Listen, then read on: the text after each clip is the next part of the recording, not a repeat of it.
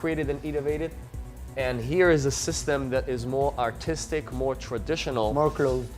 That is as close as you're saying, that of course, we love it, we are training in it, but we have to understand that if we want to learn pure self-defense for only purposes of surviving in sometimes a real life danger, Krav Maga would be effective for that. Thank you. Thank you guys for joining our Krav Maga class. You guys can stay tuned and check out our Facebook and YouTube page and learn more Krav Maga tips and lessons. Thank you.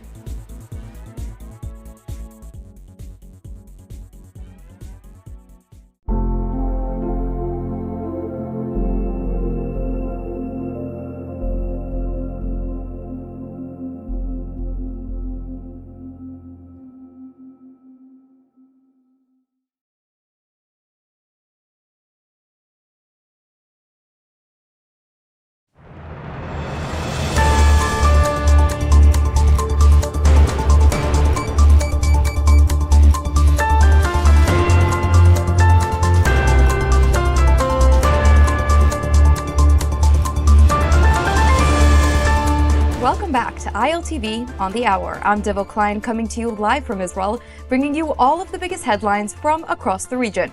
It's currently 7 a.m. in New York and 2 p.m. here in Israel, and here is your roundup of the latest developments coming out of Israel. The time is ticking on Trump's 48-hour deadline for the Islamic regime before resorting to military action. The latest reports come from sources in Washington who reportedly spoke to Donald Trump and confirmed that the American president is leaning toward taking action against the Ayatollah regime, citing, among other factors, the alleged Iranian assassination plot against him that was foiled by U.S. authorities last year. Diplomatic talks between Washington and Tehran are set for Thursday in Geneva, in what is widely being considered as the final effort to avoid escalation. If talks fail once again, Trump is reportedly weighing a prolonged full-scale military campaign that could last weeks, as U.S. military officials stress that only a minimal airstrike would not successfully topple the regime. And meanwhile, the supercarrier USS Gerald R. Ford is expected to dock at the Haifa port in the coming days, as regional tensions with Iran continue to spike. The USS Gerald Ford is the largest aircraft carrier in the world and has been sighted approaching Israel from the Mediterranean Sea. Other American military assets are also arriving in Israel. Refueling, transport, and cargo aircraft have been deployed to Israeli airports and ports as Washington and Jerusalem prepare for possible escalation with Tehran. Refueling planes and C-17 Globemaster heavy transport aircraft were spotted at Ben Gurion Airport, part of a broader American military buildup across the region. And let's go now to our ILTV correspondent Alec Pollard, who's standing by with a report on the American military buildup. Alec, what can you tell us? Well, we thought that there couldn't be any more military assets pointed towards Iran in a menacing manner, but it turns out that there are. First of all, this massive aircraft carrier that you mentioned, the USS Gerald Ford, that was seen docking in Crete, which is an island that belongs to Greece, moving eastward. The expectation really that it was going to pass through the Suez Canal, moving towards Iran, from where the fighter jets on the carrier can potentially strike, although now we're hearing that probably it's going to dock in Haifa, whether it's there on some type of assignment against possible reactions from Iran against Israel or anyone else in the region, or it's going to continue from there towards Iran, is yet to be seen. And also, as you mentioned, those aircrafts that are needed for long-range operations that were seen at Ben Gurion Airport. But we need to stress, these are just a small amount. I mean, the aircraft carrier is the major thing, but the fighter jets are all across the region. For example, in the Jordanian base, they were seen possibly as many as 60 F-35 fighter jets over there, in addition to fighter jets that are in Saudi Arabia, in addition to fighter jets that are among bases of European allies also, which is out of range of the Iranians, that they can join the fray later, moved basically closer to the action. So the U.S. here has basically a tremendous array of military power that is pointed towards Iran, far greater than it had during Operation Midnight Hammer, that was that strike against the nuclear facilities of Iran, which was like a one-off operation. If this indeed drags on to be something more substantial, a war, as they say, of several days or a week or more, then the U.S. has those capabilities in place, at least from the air. We don't have any information right now about armed troops, Marines, or carriers for forces on the ground to do that. But as far as the air power, they've basically arrayed as much as they can in preparation for this potential strike. And now the question is if President Trump is really going to pull the trigger on that. He seemed pretty determined to do so a couple weeks ago when he was warning the Iranians, and now he's playing his options. He's looking at where the negotiation is going, and it seems like he really wants these military forces as a leverage for the negotiations, but he is getting increasingly frustrated that they are going nowhere, in which case, yeah, military option is on the table with massive American force prepared in the region. Awesome. Thanks for that report, Alec. But just before I let you go, if I could ask you your personal opinion, shot in the dark, do you think a strike is on the way? I think the president has pigeonholed himself a little bit. He's cornered himself with the threats that he gave to Iran about shooting protesters in the street and so forth. And if they don't negotiate, they're going to pay. He's put himself into this place where if he doesn't do anything, he comes out as quite weak. Not to mention the fact that after 30 years of negotiating nuclear programs with the Iranians, they've never really conceded what they need to concede in order to give up the program. So I don't see him achieving that much from these negotiations, even with this threat of military force that's pointed towards them. So I do feel like he's going to have to do something. The question is how big of a military operation they want to do. Do they believe the regime change is possible just through air power? That's already beyond my capability to answer, but I do feel like he is going to do something. Absolutely. It's definitely a question that we're all asking at this point in time. Alec Pollard, thank you so much for coming on the show and giving us that report. Thank you. And Jerusalem, meanwhile, is monitoring the developments as Israeli officials assess if Washington makes a move, Israel won't be surprised and that an advance notice would be given. Preparations are somewhat underway in anticipation of regional escalation. A photo is now going viral on Twitter and other platforms of Israel's Channel 12 personnel. They've been placing mattresses in the newsroom, anticipating a long night. We can pull up that photo for you soon, but that's definitely speculation that is rising among Israelis. And now we're all wondering whether or not a strike is imminent or not.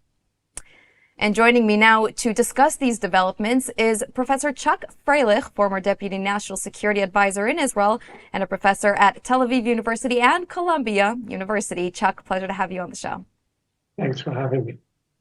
So the current assessment is that upcoming negotiation efforts will be the last chance that's given to the Islamic regime to come up with some sort of nuclear proposal that fits Washington's demands. So what is your take on all of these recent movements both in the region by American military assets, but also regime assets maneuvering, which has also been going on in recent days?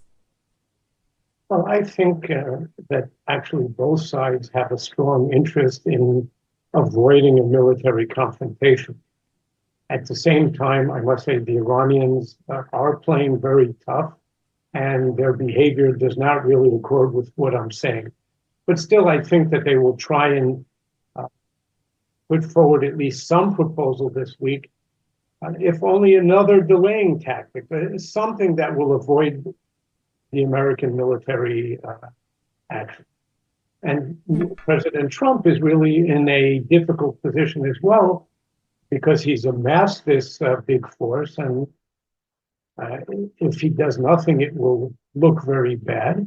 At the same time, he really doesn't want to get involved in a major military operation. And we see that there is overwhelming public opposition to this in the U.S., not just from the general, let's say the general public opinion, but from the MAGA base. And the president is always very, very attuned to public opinion. So we'll see. I think from an Israeli perspective, there is a danger that we may end up here with the worst of all worlds. Either nothing will happen and the U.S. will look weak, or the president may decide to opt for some sort of a compromise, an interim type action, and that would be some sort of limited attack in the beginning, ostensibly to see if the Iranians respond or not. That will at least give the Iranians more time to play for diplomacy, but it could also be this limited attack and that's it. And what we need, if we're going to go the military route, is we need something pretty definitive, because Israel's going to get hit potentially significantly in the course of this. That's a price that we may have to pay, and that would be right to pay if we could achieve something significant. But if it's not going to be that, not so great. Right, we'll just have to wait and see. But Chuck, I want to ask you now, I want to address a report that came out just an hour ago, where the British Financial Times have quoted an Israeli intelligence source. He's now saying that despite the USS Gerald Ford being in the region and all of these military assets, as our correspondent gave us the report earlier, the Israeli intelligence officer is saying that the United States striking capabilities, they're still limited at this point. The report goes on to say that the United States can either go all out in a campaign that could last about 4 or 5 days, or go a little lighter in a sort of week-long campaign. So like the lighter the strike, the longer the campaign could last. So considering the report that I gave earlier, where officials stress that a partial strike or a so-called light strike, they wouldn't achieve regime change, what do you think is the right move for the United States at this point? And do you think that this report even holds water? Well, first of all, achieving regime change just from the air is a very tall order. The only successful case of that I know of was in Kosovo back in the 90s.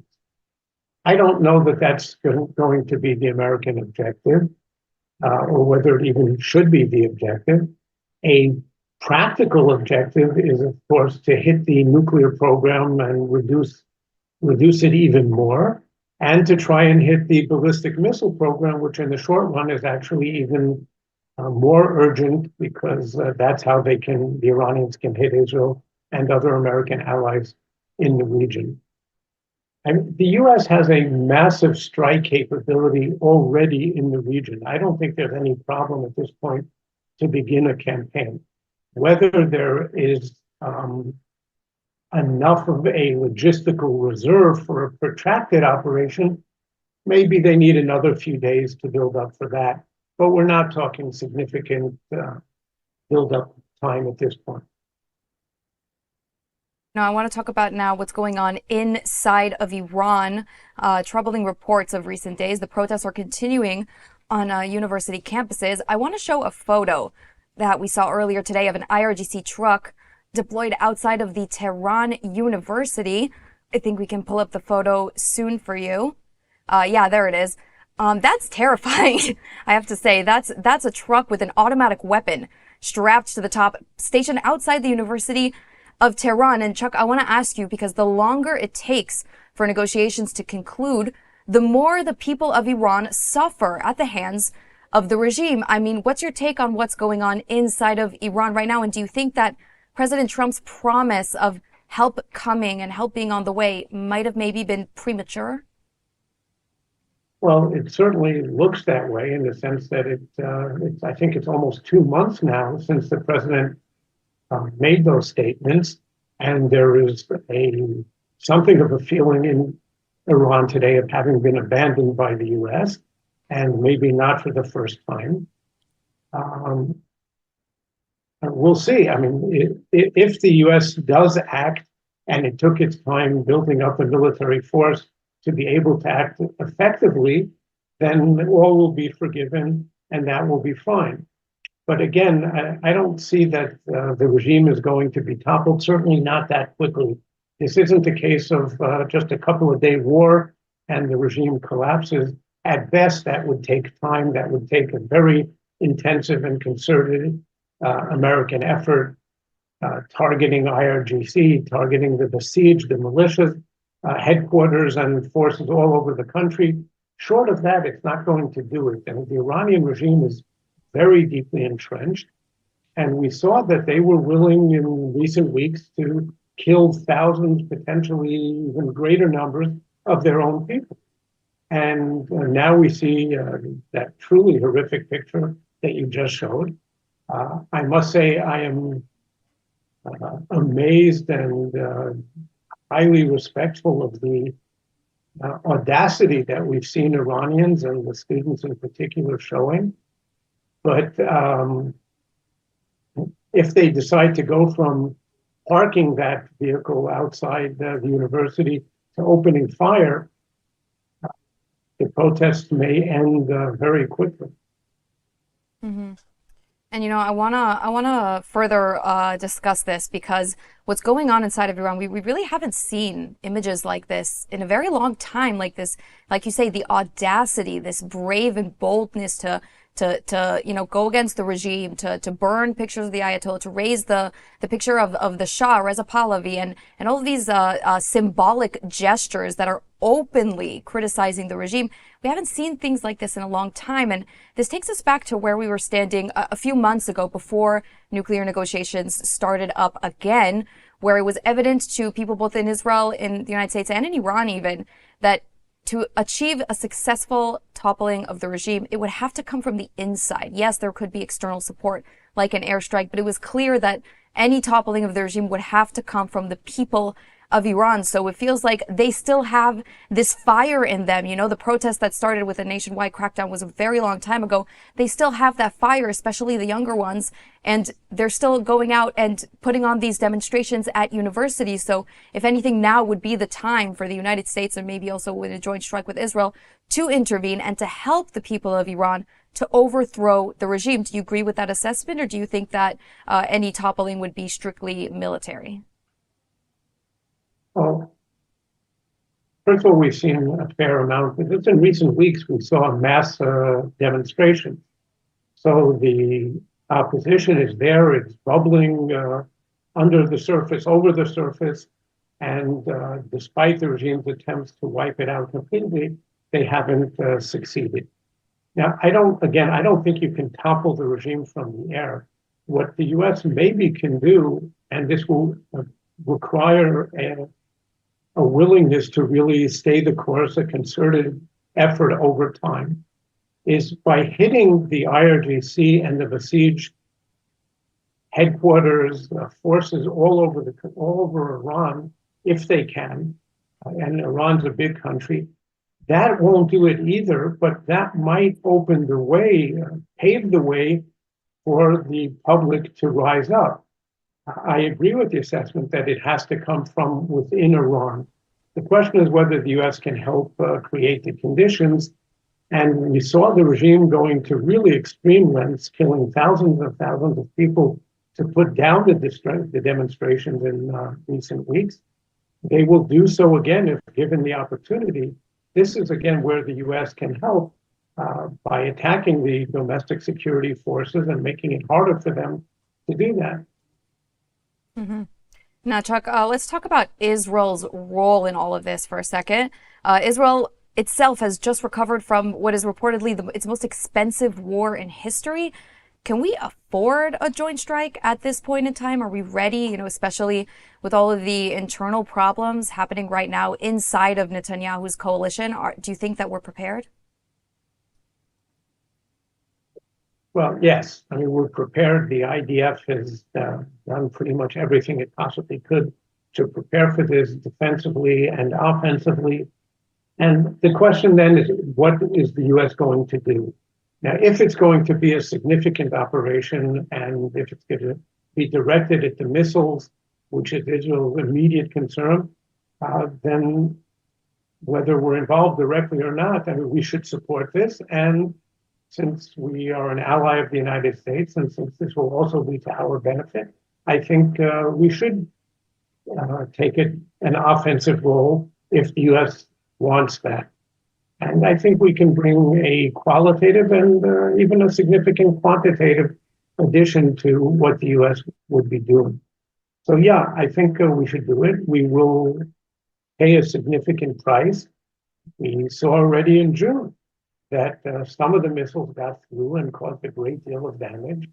whether it was Soroka Hospital or the Weizmann Institute and neighborhoods in Tel Aviv and Haifa and other areas. But this is again, if the US is really going to do it, this is a unique opportunity. The regime has never been weaker since the Islamic Revolution. Its proxies have never been weaker in recent decades. And so this is an opportunity. I hope it isn't squandered. And just Chuck, before I let you go, I want to ask you, do you have faith? Do you have faith that whichever decision the Trump administration will end up coming up with, whatever they choose to do you have faith that Trump knows what he's doing and that he is getting ready to get rid of this regime once and for all? Well, I'm not a big admirer of the president's strategic acumen. He does have some good instincts sometimes. And if he decides to be the president that finally, after all these decades, puts an end to the Iranian regime, that would be a phenomenal outcome and one which the state of Israel and the people of Israel should be eternally grateful. I'm not convinced that he's going that way yet. And there is still, I think, a significant danger that he will decide at the last minute, that he'll blink at the last minute, in effect be deterred by the Iranians who are playing a good deterrence game, and be self-deterred by the potential cost, which may actually prove to be much lower than people fear. Well, what do you mean by that? What do you mean by that? Well, for example, go back to the two Gulf Wars, Saddam Hussein talking up this deterrent game of the horrific price that the U.S. would pay, the Iranians doing it back in June. And it turns out that these regimes are a lot weaker than they think, by the way, and certainly than they sound. So I think there is a significant possibility that the cost of this war, if it happens, will be a lot less than what a lot of people, especially in the US, are concerned about. But it won't be cost-free. And we've seen the president change his mind at the last second over various issues in the past. Which is also very possible, yeah. And he has the ability to declare anything to be a major victory, right? So we'll see how things develop. Only time will tell. Professor Chuck Freilich, thank you so much for coming on the show today. Appreciate it. Thank you. And moving on now, Israel's parliament has revoked a measure that would have made online purchases from abroad cheaper for Israelis, dealing a massive political blow to Finance Minister Bezalel Smotrich. In a 59-25 vote overnight, lawmakers overturned Smotrich's order that raised the tax-exempt threshold on personal imports from $75 to $150, waiving the 18% VAT on many online purchases from sites like Amazon and Temu.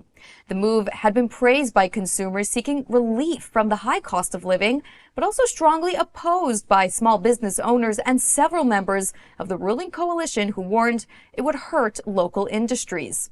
Jerusalem continues to juggle regional tensions and diplomatic ties with internal divide, even within Netanyahu's coalition. Is Israel truly ready for war? Joining me now to discuss this development is Dr. Alex Coleman, Senior Economic Expert at the Holon Institute of Technology. Thanks for joining. Pleasure. So, Dr. Coleman, what is the significance of this overturning? Is this just another political game that they're playing in Israel's parliament at the expense of the people of Israel? Or is there actually a real risk here in raising the taxes? Yeah, absolutely. This is an election year, and so Smotrich came up with this gift to people being able to buy Chinese goods for up to $150. So many people were happy. But the significance is that small businesses would lose their viability, because very often they would have, particularly in the textile industry, the Israeli textile industry would be basically wiped out because people would just buy products from China. The fact that the law did not pass is insignificant, because whenever Netanyahu wants to pass a law, he makes sure that there is discipline within the party and that everybody votes the way he wants it. Even when people have voted against their own beliefs just because of this party discipline. And in this case, Netanyahu a few days ago, he said that he was opposing the law and then he voted for it. And now he urged people to vote for it, but he did not really put his weight behind it. So when it was Smotrich against the world, Smotrich lost. Smotrich, by the way, said that he would again raise the law, hoping that it would pass another time. But I wouldn't assign any significance to this failure, because when Netanyahu wants to pass something, he passes it by hook or by crook. Interesting. So do you agree? Do you think that there is a significant risk here when it comes to reducing the taxes? I think that it should be done in a sensible way, because Israeli companies said, look, if we have a store in Israel and people order products and we ship them from Cyprus, for instance, then you might say that we're an international business and we should be eligible for this not paying VAT up to $150. And actually Smotrich refused to do that. And I think that's a big mistake. It's also cruel to Israel's small businesses. I think one of the problems is that the government in Israel does not realize the power and the importance of small businesses. Whenever they have a dialogue, it's always with the big corporations. They do not realize that even a tiny, like a woman studying design and having a small business, this something like 10 or 12 families live of such a business. It's fantastic. And rather than respect them and respect the courage of these people to take their own money, invest it in their own business, and survive all the bureaucracy, they are treated like they're trivial, and that's very sad. So I think the law is good. People in Israel pay so much. The purchasing parity is very, very painful in Israel. We all see how expensive products are. So I really see the importance in reducing prices. But I think we should also help our small businesses survive. This is very important. Mm-hmm. But, my follow-up question is, what other steps can be taken, considering the really harsh conditions in Israel's economy today, to reduce these financial burdens? I can say about myself that I am too guilty from ordering from, Amazon and so others. You go to stores in Israel and the prices are in the sky. They're like astronomical. So what steps can be taken to sort of, make this a fair trade for everyone? I don't think that you're guilty. I mean, things in Israel are so much more expensive than when you buy them on the internet, all the gadgets, etc. I mean, you ask yourself, why should I pay so much when my salary is not so high? So there was, the Minister of Industry, he had some initiatives in order to reduce the prices in Israel, but his initiatives basically failed. So Smotrich did not do any action, any effort to reduce prices whatsoever. And the action that should be done is to break the big monopolies. We have big companies that import products into Israel, and they charge basically what we in economics call monopoly prices, and they should be broken down. Rather than have one company import Lexus, Toyota, and several electric cars, they should only be allowed to import, say, 2 brands, so that you'd have more competitors, prices would go down, and living in Israel would be more fun. Right, but isn't that sort of the policy when it comes to international, exports and imports? When it comes to international shipping, it's to make the like you say, the market have more competition. Isn't that the whole point of reducing the VAT tax? The government has not done a single act to break competition. There was this act that said that you should be able to import products, whatever is good for Europe is good for Israel. Now they want to pass whatever is good for the US. It was very promising, very disappointing.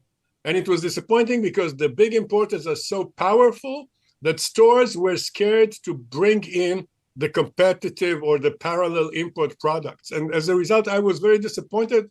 Actually, I spoke with the minister personally, and I was very optimistic, and so I'm very disappointed that these measures had no impact whatsoever. So we talk about, optimism and being let down.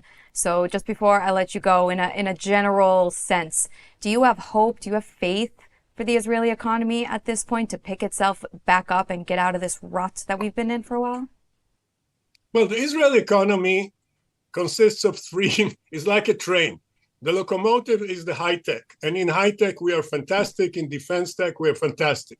Then you have the rest of the economy. And then you have a huge rock, which is basically a big part of the population that does not participate in the working force, or even if it does, it contributes very little. It does it at the bottom. These are the people, the religious people who, for some reason, do not learn core professions. So they do not speak English, they do not know math. So even if they do want to join the working force, their contribution is negligible. So Dr. I Coleman, think that the we really important are out thing of is time. for them to be forced to study those professions. Absolutely. That was a great closing message, Dr. Coleman. Thank you so much for joining us on the show. Pleasure. And really quickly, before we head out for now, I've got some exciting news. You can now get Israel updates on your WhatsApp through our channel. That's breaking stories, live updates, and verified reports, all delivered fast and accurate to your phones. Just scan the QR code on your screen to join. And that's a wrap for this edition of ILTV on the Hour, broadcasting live from the heart of the Middle East.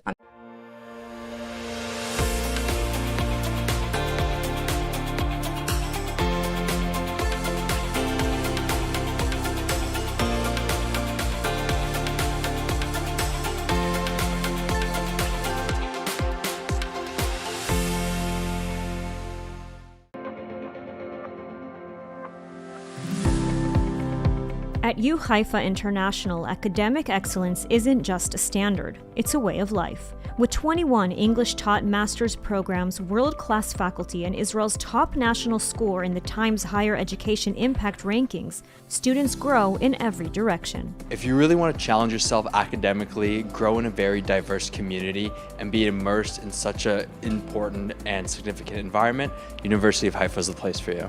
Located on the stunning Carmel Ridge, the U Haifa blends academic excellence with a welcoming community. U Haifa International has a great combination of top-notch academics with a great community of students. Whether you're pursuing a one-year master's or diving into research, U Haifa gives you the tools, mentorship, and real-life insight to make your mark on the world. U Haifa International. Master your mind, live your Israel experience.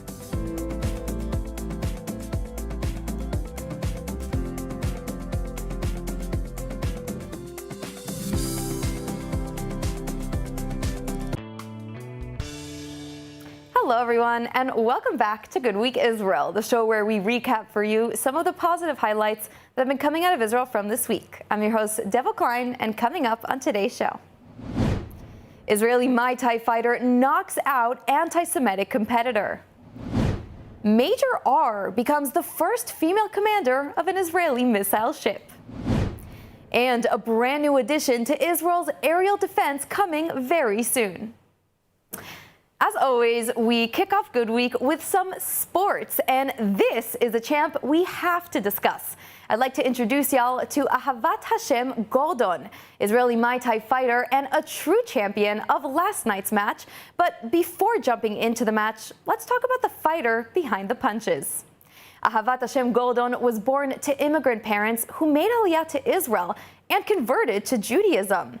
Ahavat Hashem was actually born on an Israeli settlement in Judea and Samaria named Shiloh, and by age 10, Ahavat Hashem was already the under 60-kilo youth champion in kickboxing.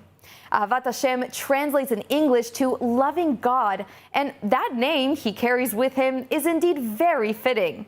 Ahavat Hashem is a God-fearing fighter, even praising God as a massive reason for his latest success in the world of Muay Thai fighting. Despite being bullied to change his name, Ahavat Hashem chose to keep it, and he also wears it with dignity, especially in the ring. Now to last night's fight. The Lithuanian UTMA 17 fight saw an intense face-off between Ahavat Hashem Gordon and a Turkish boxer named Ali Koyuncu, who has been absolutely trashing Ahavat Hashem prior to the match. Take a look at this clip. İttir Ali. Ver gazı. İttir Ali, ittir. Aşağı takhalata.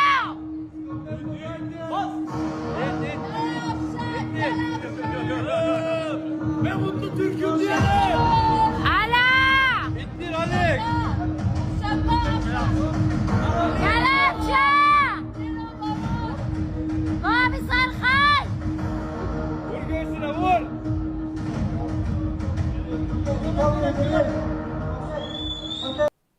But Israel was very much on Ahavat Goldon's side. Take a look at this picture of Israeli soldiers watching this match from Gaza deployment. Now, in the lead up to the match, the Turkish fighter posted a series of pro-Palestinian messages on social media alongside harsh statements and threats directed at Goldon that drew widespread attention and numerous responses. Tensions were also evident during the pre-fight face-off event when the Turkish boxer attempted to choke and kick Goldon. But despite the noise, the Israeli fighter stood his ground, proudly draped in an Israeli flag, and beat this Turkish boxer to the ground.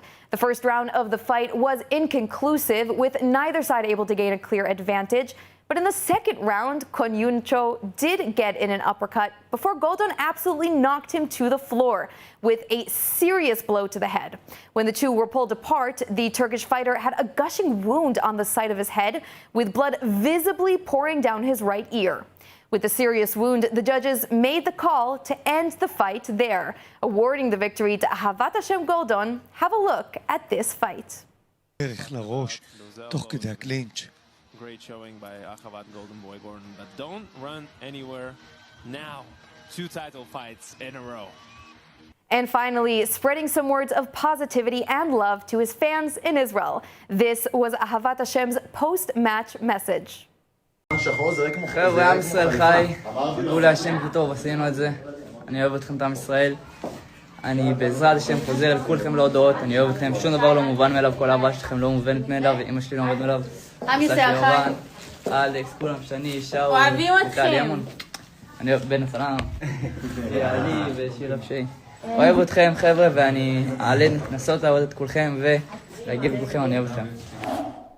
And moving on now to the other athlete in our hearts, I think we can milk this Deni Avdia All-Star story for just one more week, so bear with me. The All-Stars game is well behind us now, but backlash on the internet, we know, lasts way longer.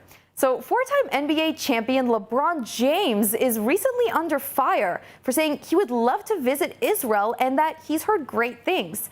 NBA Twitter came down hard on LeBron about this, to a question he answered actually by ILTV's very own correspondent, Libby Alon. Have a look. And last night on the West Coast, Israeli basketball player Deni Avdia made history as the first ever Israeli to play in the NBA All-Stars game. Avdia represented the Jewish state with the flag of Israel on his number 8 jersey as he sets the record and becomes the only Israeli to ever be named an All-Star. The forward started both games for the world team, scoring 5 points in a 37-35 loss to the Stars and adding 2 assists in a 48-45 defeat to the Stripes. Our correspondent Libby Alon was courtside at the game and filed this report. Yes, good evening. Deni Avdia made history tonight when he went to the All-Star game with the Israeli flag on his shirt tonight here at Los Angeles. Deni's team may have lost and came in a 3rd place, but quite a few records were broken here tonight. Deni Avdia is the first Israeli in an NBA All-Star. He's the first Israeli to start in the starting 5, in the opening 5, and even in the opening ceremony, the Israeli flag waved in the All-Star. Earlier, I asked LeBron James at a press conference what his message to the Israeli people, and he said he would love to come to Israel. He had never been there, but he heard a lot of good things. In an interview after the game, Deni Avdia said that his ambition are to return to the game, to improve as a player, and to win titles. There is no limit to where I can go. That's what he said. Deni, you are our winner, and we will keep you posted from here. Our winner, absolutely. Thank you to Libby Alon for the report. You know what they say, any publicity is good publicity. And last week we covered the very first female officer appointed as the new IDF Arabic spokeswoman. Well, this week we have another inspiring story for you as Israeli women continue breaking the barriers of what we think is possible. This time we focus on Major R and her new role as a Navy missile ship commander. Have a look.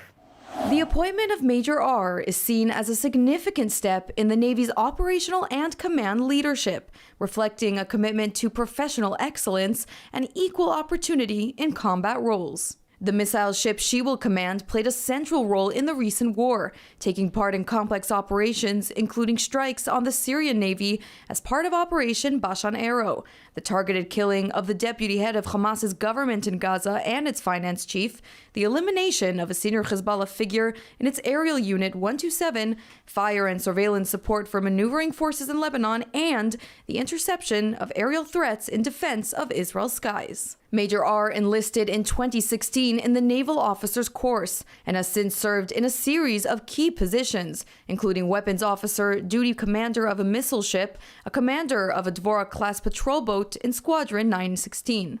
Commander of the Navy, Major General David Sar Salama, said her selection reflects excellence, leadership, responsibility, and courage, adding that the Navy, the IDF, and the people of Israel are proud of her, and she will become an example for other Israeli women to follow. And are you tired of all of the long lines at Ben Gurion Airport? Well, things might be changing very soon, as plans to build not one, but 2 brand new airports in Israel are underway. Let's take a listen to the details. The cabinet has approved the construction of a new international airport in the Negev desert, with plans also advancing for a second airport in the north. The new southern airport is planned near the Ziklag Archaeological site, about 17 miles northwest of Beersheba, between Netivot and Rahat.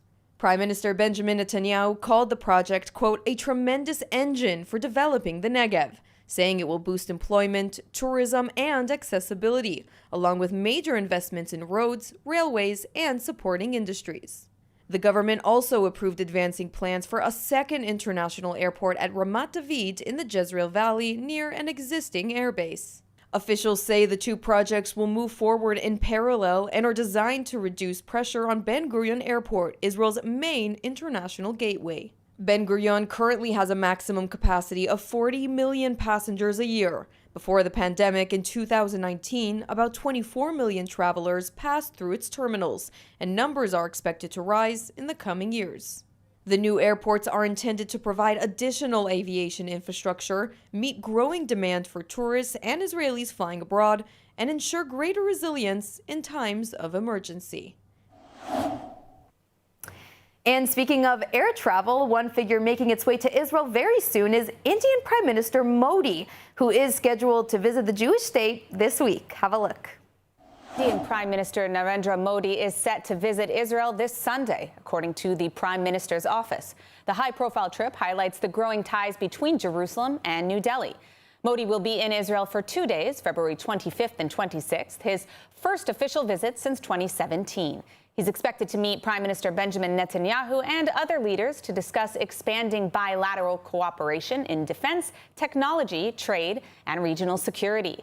During his visit, Modi is anticipated to address the Knesset, a symbolic step underlining the strategic relationship between the 2 democracies. This follows several high-level exchanges over the past year and is seen as part of a broader push to deepen partnership amid global and regional challenges. In India, the announcement generated debate, with some political figures criticizing the government for not sharing details directly before the foreign announcement. Modi's previous visit to Israel in July 2017 was historic, marking a new era of diplomatic and strategic cooperation between the 2 nations. Now, have a look at this massive deal. Israeli shipping giant Zim has now been purchased in an insane deal estimated to be worth about $3.5 billion. Take a look. Turning to financial news, where Israeli shipping giant Zim has been sold to Germany's Hapag-Lloyd in a deal valued at $4.2 billion. The agreement was signed in Tel Aviv with a German delegation led by Hapag-Lloyd CEO Rolf Haben Jensen traveling to Israel to finalize the transaction. The company is expected to outline its strategic plans in a joint news conference with Israeli and German media. Under the terms of the deal, Hapag-Lloyd will sell Zim's Israeli operations to the FIMI Private Equity Fund, a move aimed at preserving a strong and independent Israeli shipping presence. FIMI CEO Ishai Davidi said the fund recognizes the strategic importance of maintaining an Israeli shipping company and plans to establish a new Zim with a modern, efficient fleet and broad logistics capabilities. The sale marks one of the largest transactions in Israel's maritime sector and has drawn attention over the transfer of a strategic national company to foreign ownership, even as officials stress that Israeli operations will remain strong and financially resilient. And Israeli air defense gets a brand new addition to its already impressive arsenal. You know the Iron Dome, you may know the Arrow 3, but now you have to know about the Arrow 4. Announced by Israeli Aerospace Industries last week, let's take a look at what's in store. The president and CEO of Israel Aerospace Industries, Boaz Levy, says the in-development Arrow 4 system will increase Israel's interception success rates and help the country stay ahead of evolving threats. Speaking at a Defense Technology Expo in Tel Aviv, Levy said IAI focuses on future threats, not just current ones. He confirmed that Arrow 4, designed to replace the long-serving Arrow 2, is expected to enter operational deployment in the coming months. The Arrow 4 is the latest generation in Israel's Arrow family, developed with the U.S. Missile Defense Agency. It is designed to intercept ballistic missiles within the atmosphere and to handle advanced threats, including maneuverable and potentially hypersonic missiles that challenge traditional defense systems. Arrow 4 will work alongside the Arrow 3, which has been operational since 2017. The older Arrow 2, first deployed in 1998, is expected to be phased out over time. The Arrow systems have already been used in direct confrontations with Iran, which has fired ballistic missiles at Israel from distances of more than 1,500 kilometers. Arrow 4 will form part of Israel's broader multi-tier air defense network, which also includes Iron Dome for short-range rockets and David's Sling for medium-range threats.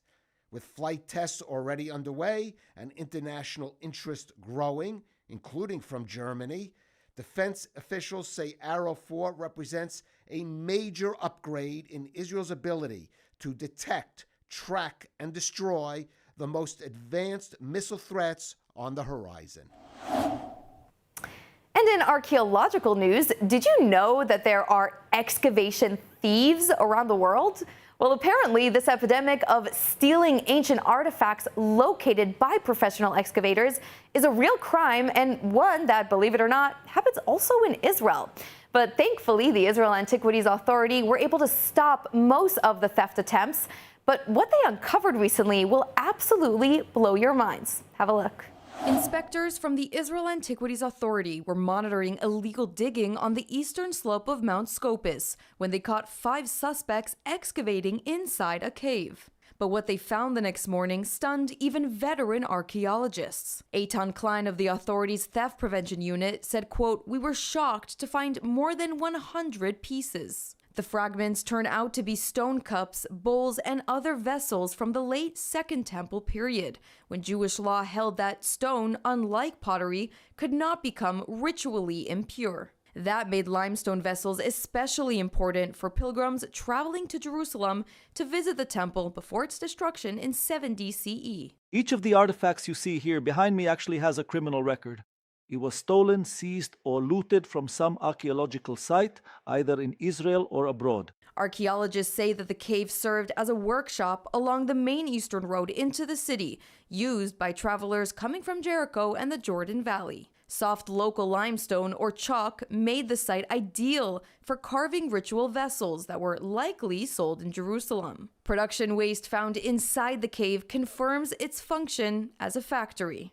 The artifacts are now on display at the IIA's National Campus in Jerusalem as part of a new exhibition on antiquities looting and prevention. Officials say the suspects face charges of illegal excavation and damage to antiquities sites, while researchers say the discovery helps piece together daily religious life in Jerusalem's final years before the temple fell. And finally, do we have a treat for you? ILTV's very own Emily Schrader uncovered an Islamic regime plot that reveals the truth behind an influencer's trip to Iran. This independent investigation is now turning heads as hypocrisy is revealed and truths begin to spill. Take a look. outrage from Iranians inside and outside the country. Glory to all the martyrs. A delegation of 15 influencers tour Iran on what appears to be the regime's dime. Police in Iran are defending the revolution and are defending their government. The delegation was organized by the Sob Media Center, Islamic Republic of Iran Broadcasting. You never fall into alternative propaganda. Additional risks include the possibility of recruitment for espionage or hostage-taking for foreign nationals.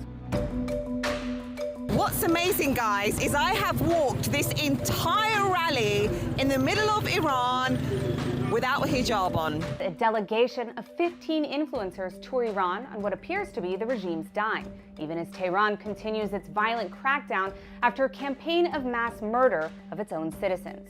This week, an ILTV investigation has discovered that among the participants are U.S. national Kala Walsh and a UK national Bushra Sheikh, raising serious concerns about sanctions violations both in Washington and in London. The delegation was organized by the Sob Media Center, a state-linked entity affiliated with the state media network, Islamic Republic of Iran Broadcasting. The organizer of the tour has also been identified as Ahmed Norouzi, the vice president of IRIB's World Service. According to the U.S. Treasury, Norouzi is listed on the specially designated nationals list under the Iran sanctions program. Treasury records link him directly to IRIB, which the U.S. sanctioned for broadcasting forced confessions and acting as a tool of state repression. In late January, Norouzi publicly issued a call for filmmakers and activists to join what he described as a special media tour to Iran. Photos posted from inside the country show members of the delegation attending official meetings and regime gatherings. In one image shared by Bushra Sheikh, Norouzi appeared seated at the head of a formal meeting during the visit. Also among the participants is U.S. national Kala Walsh, and this is not her first visit. During a previous regime-organized trip, also by Sob, Walsh appeared on stage at an event in Iran where she chanted, "Death to America." May we see victory within our lifetimes. Margbar America, Margbar Israel. Iranian state and parliamentary records show that the Iranian parliament approved a cultural budget provision authorizing up to $20 million for contracts with foreign individuals to assist in nation branding. Reporting in November 2024 from Iranian state media also confirmed that the Tehran municipality covered flights and hospitality costs for a delegation of 12 foreign influencers. The trip by these influencers to Iran raises tremendous concerns. I believe that the Sob International Media Festival is kind of a repackaged outfit for the Islamic Republic to use to recruit Westerners to amplify the regime's propaganda to Western audiences. Additional risks include the possibility of recruitment for espionage or hostage-taking for foreign nationals from both the U.S. and the UK. There have been instances where one arm of the Iranian state invites American or your Western nationals to a, quote, conference in Iran, only for another arm of the Iranian state to take them hostage. And we've seen this before in some hostage cases. As of now, neither the U.S. nor the UK authorities have publicly announced an investigation. However, based on publicly available documentation, the participation of both of them in a state-sponsored trip organized by a U.S.-sanctioned official presents significant potential legal exposure under existing sanctions frameworks.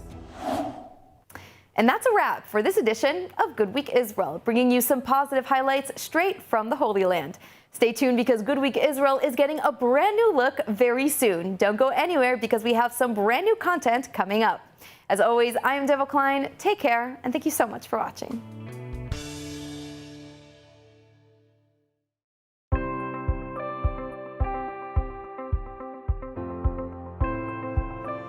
The story of the Jewish people has never been about standing still. It's a story of moving forward, of taking responsibility, of protecting what matters, no matter the challenge. That story is still being written today, not with swords, but with stewardship of the land, with the rule of law, and with the determination to secure Israel's future. And on the front lines of that mission stands Regavim. Regavim is a public movement dedicated to defending Israel's national lands and natural resources in the field, in the courts, and in the public square. Through research, on-the-ground action, and legal advocacy, Regavim works to uphold the rule of law and to ensure that Israel can grow, thrive, and remain rooted in its homeland.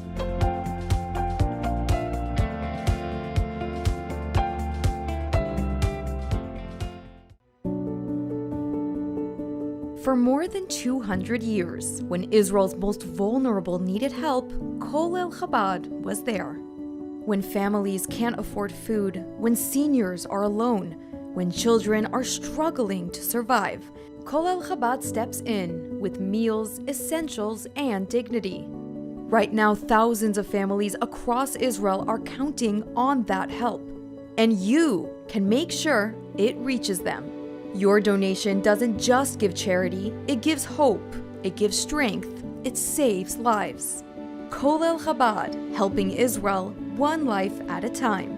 Scan the QR code on your screen and give now.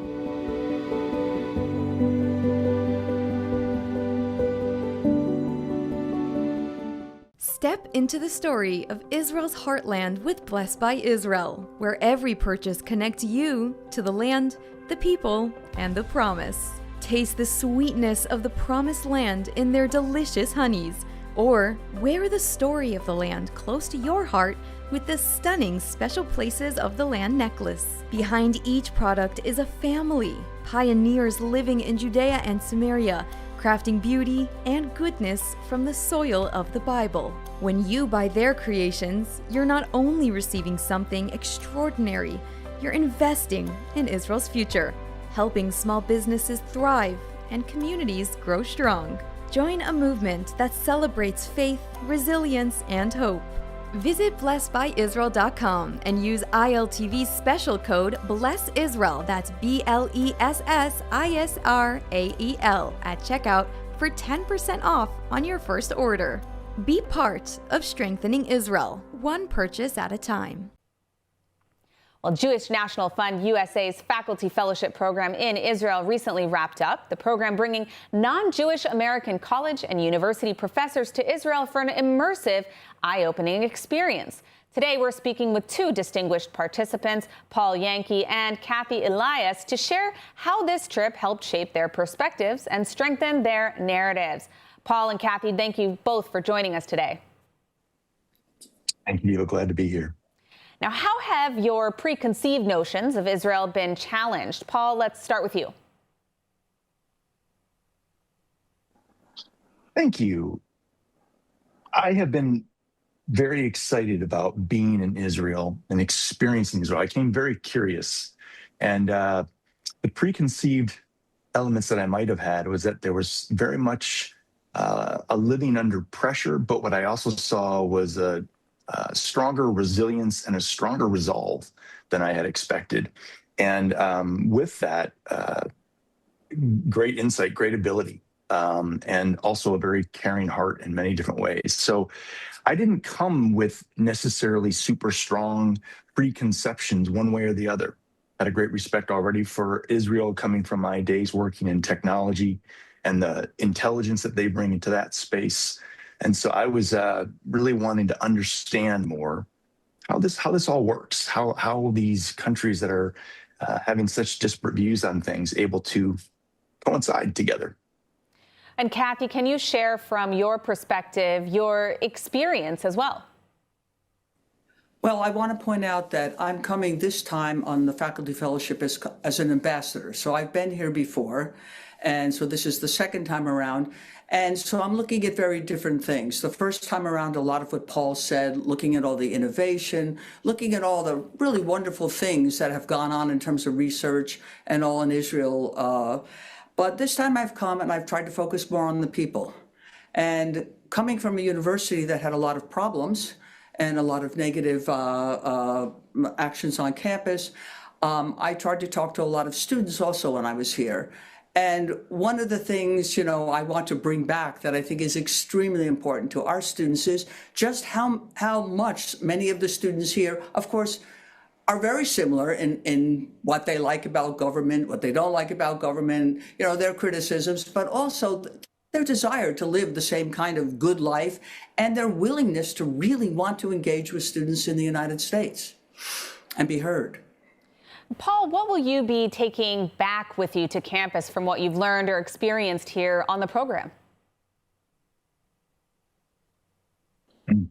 I'll first off say we've had a very full 12 days of visiting a lot of different universities, a lot of different organizations, businesses, museums. And I will tell you, my mind is still very much processing. I'm looking forward to bringing all this together, letting it gel. But one thing that I have seen is I think there's a great need in my university setting and in my element of the areas of influence I have to consider more the consequences of things. And that's something that I've definitely seen be very paramount in Israel is consequences are real and deep for everything that comes up. And I think there can be this context of not considering always the consequences as it plays out to all the related constituents to different elements that come up. So that's one piece that I want to bring out. I also want to bring more of a perspective of what's really happening, what's really going on. I think when you're able to experience different cultures, different areas, the best way, without any question, to do it is to actually be there. And JNF affords that possibility for people, particularly for academics in this situation. All right, Kathy, Elias, and Paul Yankee, thank you so much, both of you, for joining us today and sharing with us your insights and experiences. Thank you very much for having us.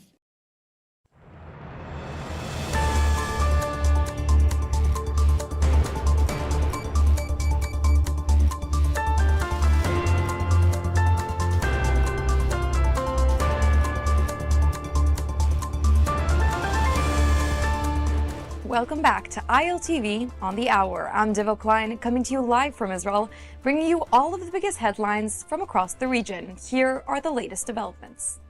A deadline for a strike on Iran has been given.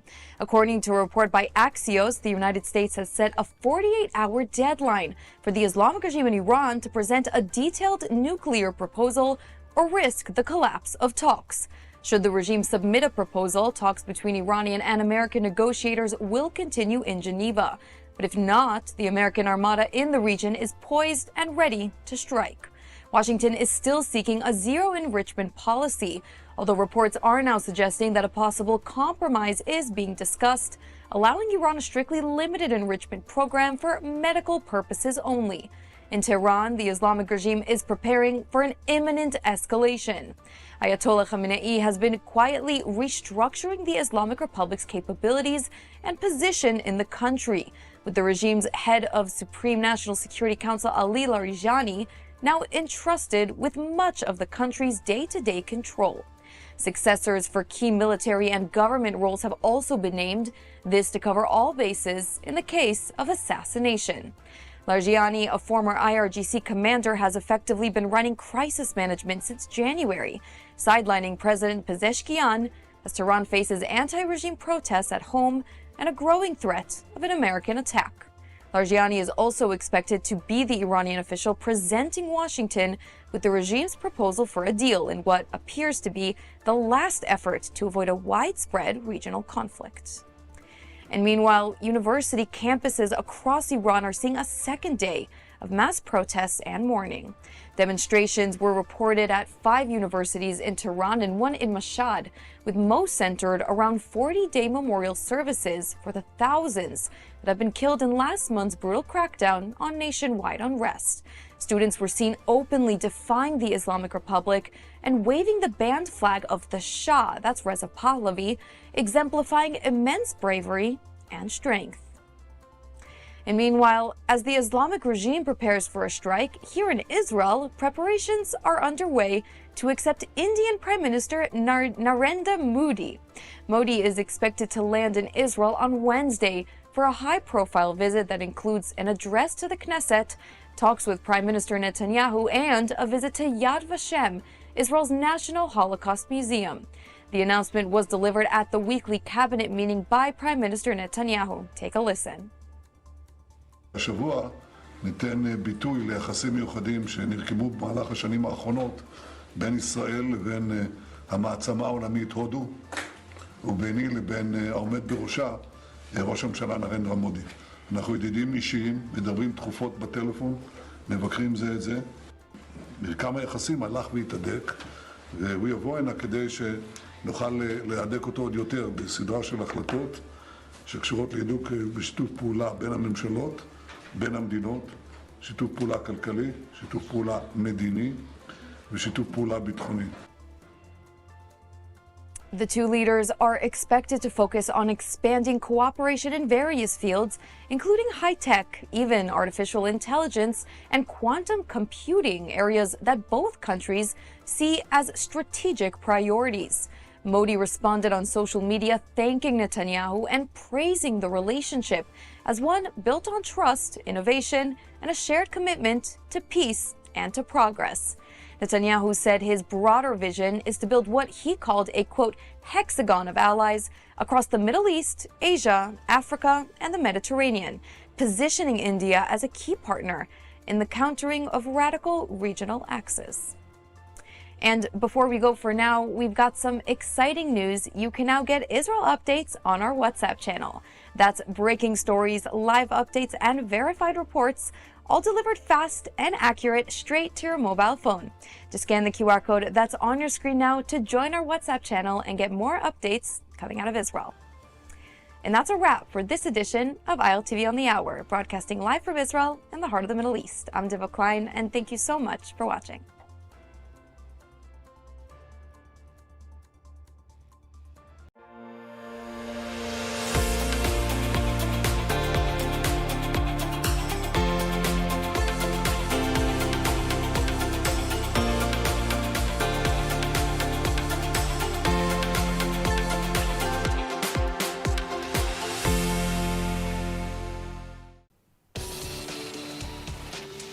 Welcome to ILTV's Israel Daily. I'm Sivan Raviv, and coming up in today's newscast. The U.S. gives Iran a 48-hour deadline to submit a nuclear plan as strike options move forward. As war threats loom, Iran's Khamenei consolidates control, appoints backups, and shifts Iran into survival mode. And Indian Prime Minister Modi to arrive in Israel for strategic talks with Netanyahu on tech, AI, and regional alliances.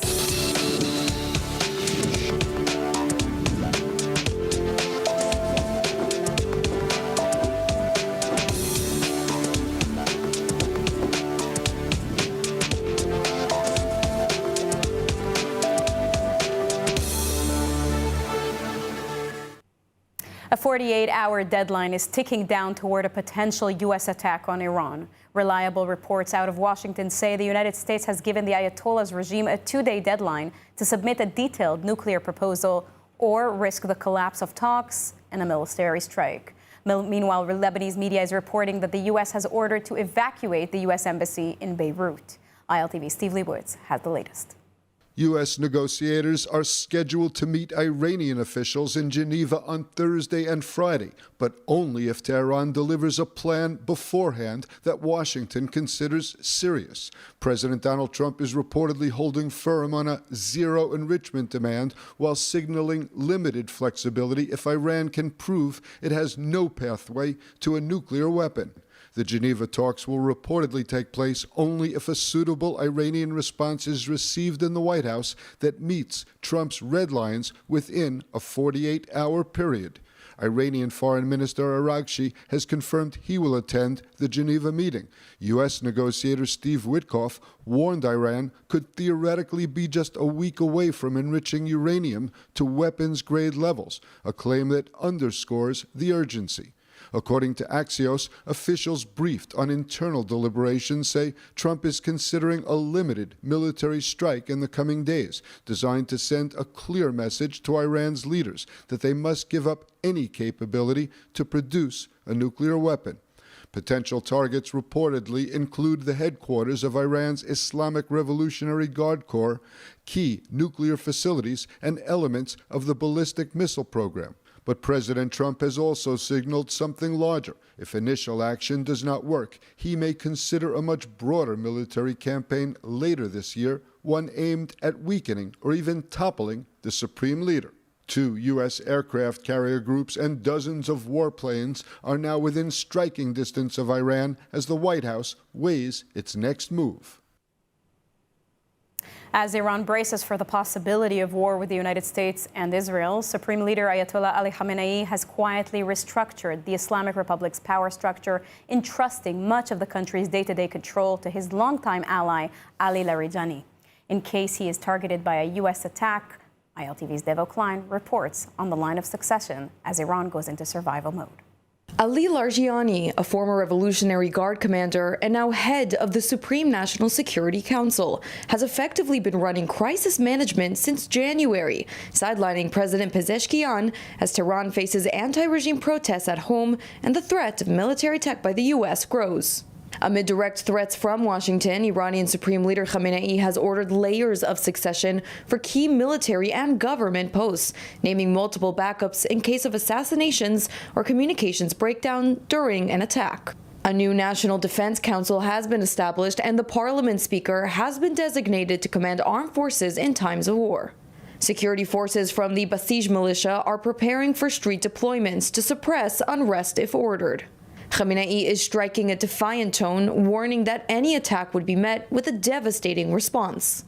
But behind the scenes, Iran's leadership is preparing for a devastating U.S. attack, preparing not just for war, but for survival. Militarily, Iran has raised its forces to maximum alert. Ballistic missile launchers have been positioned along Iran's western border with Iraq, within range of Israel, and along the Persian Gulf for potential targeting U.S. bases. Iran ready for war and in survival mode. Fresh anti-regime protests have erupted for a second straight day on Iranian university campuses, with students openly defying the Islamic Republic and waving the banned flag of the ousted Shah. Demonstrations were reported at 5 universities in Tehran and 1 in Mashhad, centered around 40-day memorial services for the thousands killed in last month's brutal crackdown on nationwide unrest. Videos from Sharif University of Technology show large crowds chanting anti-government slogans, with some students holding the pre-revolution monarchy flag, a highly symbolic challenge to the Islamic Republic. The latest rallies come weeks after what activists describe as the deadliest crackdown of Supreme Leader Ayatollah Ali Khamenei's rule. At times, clashes have erupted between anti-regime students and pro-government Basij militia and security forces, with rocks and shouted slogans seen near campus entrances. State media has attempted to shape narratives portraying some rallies as pro-establishment events or largely managed by student Basij groups, but independent coverage and social media videos point to continuing unrest and broader dissatisfaction with Iran's leadership. With a critical nuclear deadline on the table and Iran facing an unprecedented U.S. military buildup, we now turn to Jonathan Schnazzer, Executive Director at FDD, to discuss where Tehran stands and what comes next. Hi, Jonathan. Hi. So there is now a 48-hour deadline given to Iran to present the U.S. an acceptable counteroffer or counterplan, or else.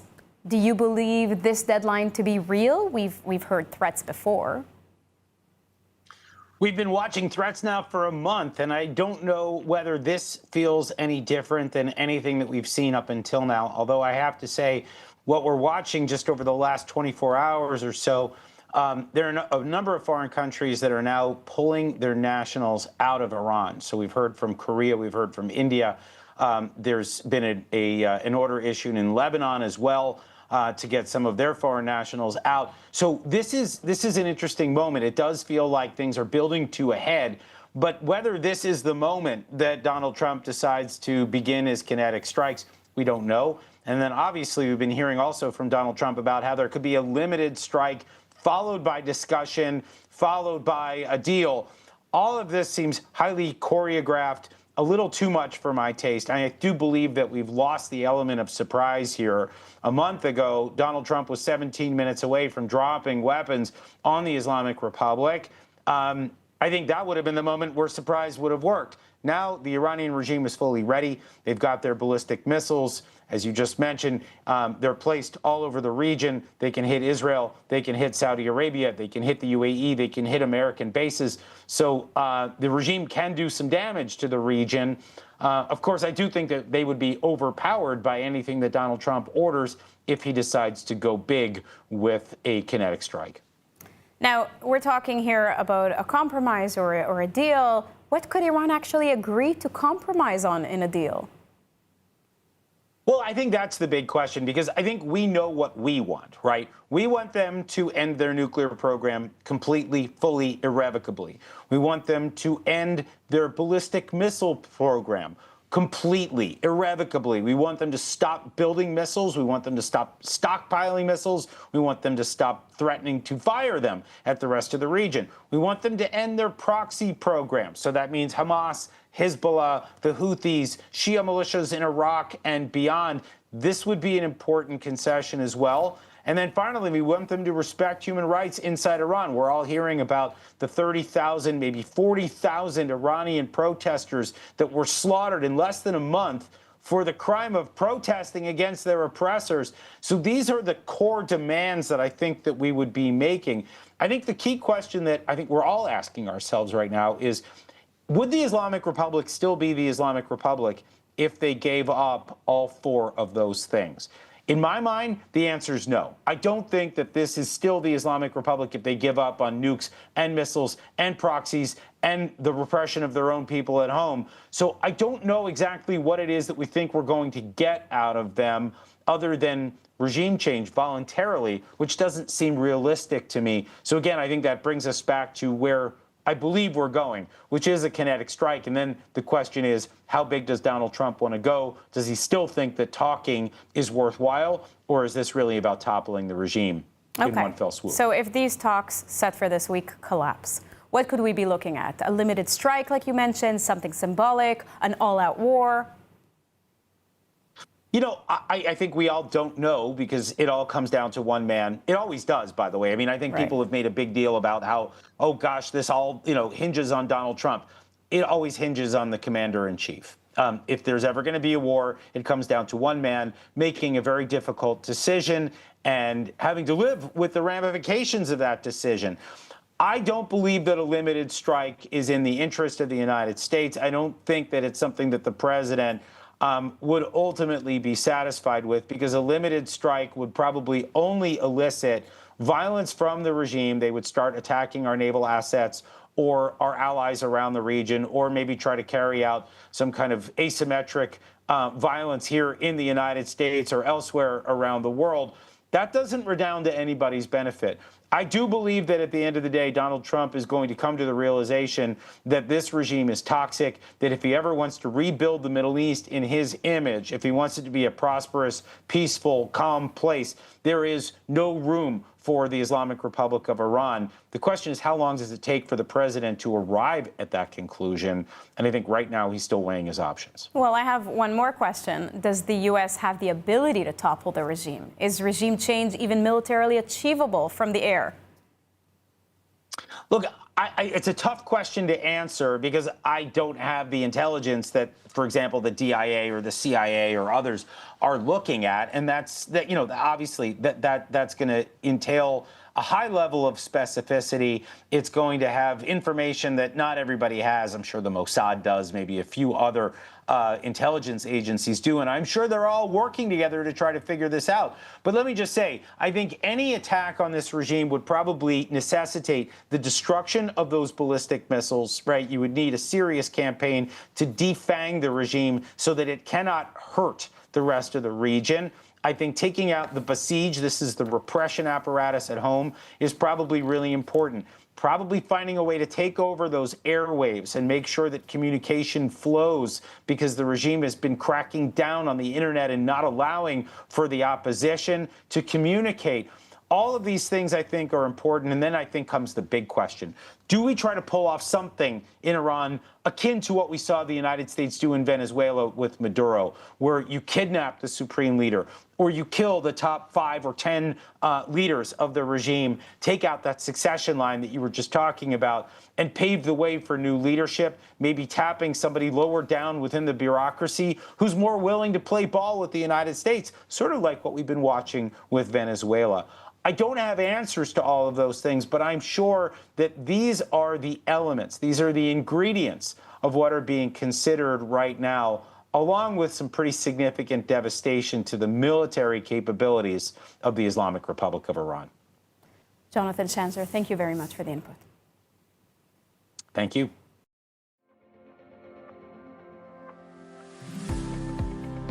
At U Haifa International, academic excellence isn't just a standard, it's a way of life. With 21 English-taught master's programs, world-class faculty, and Israel's top national score in the Times Higher Education Impact Rankings, students grow in every direction. If you really want to challenge yourself academically, grow in a very diverse community, and be immersed in such an important and significant environment, University of Haifa is the place for you.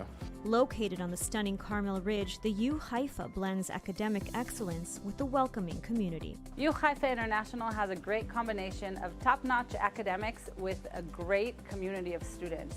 Whether you're pursuing a one-year master's or diving into research, U Haifa gives you the tools, mentorship, and real-life insight to make your mark on the world.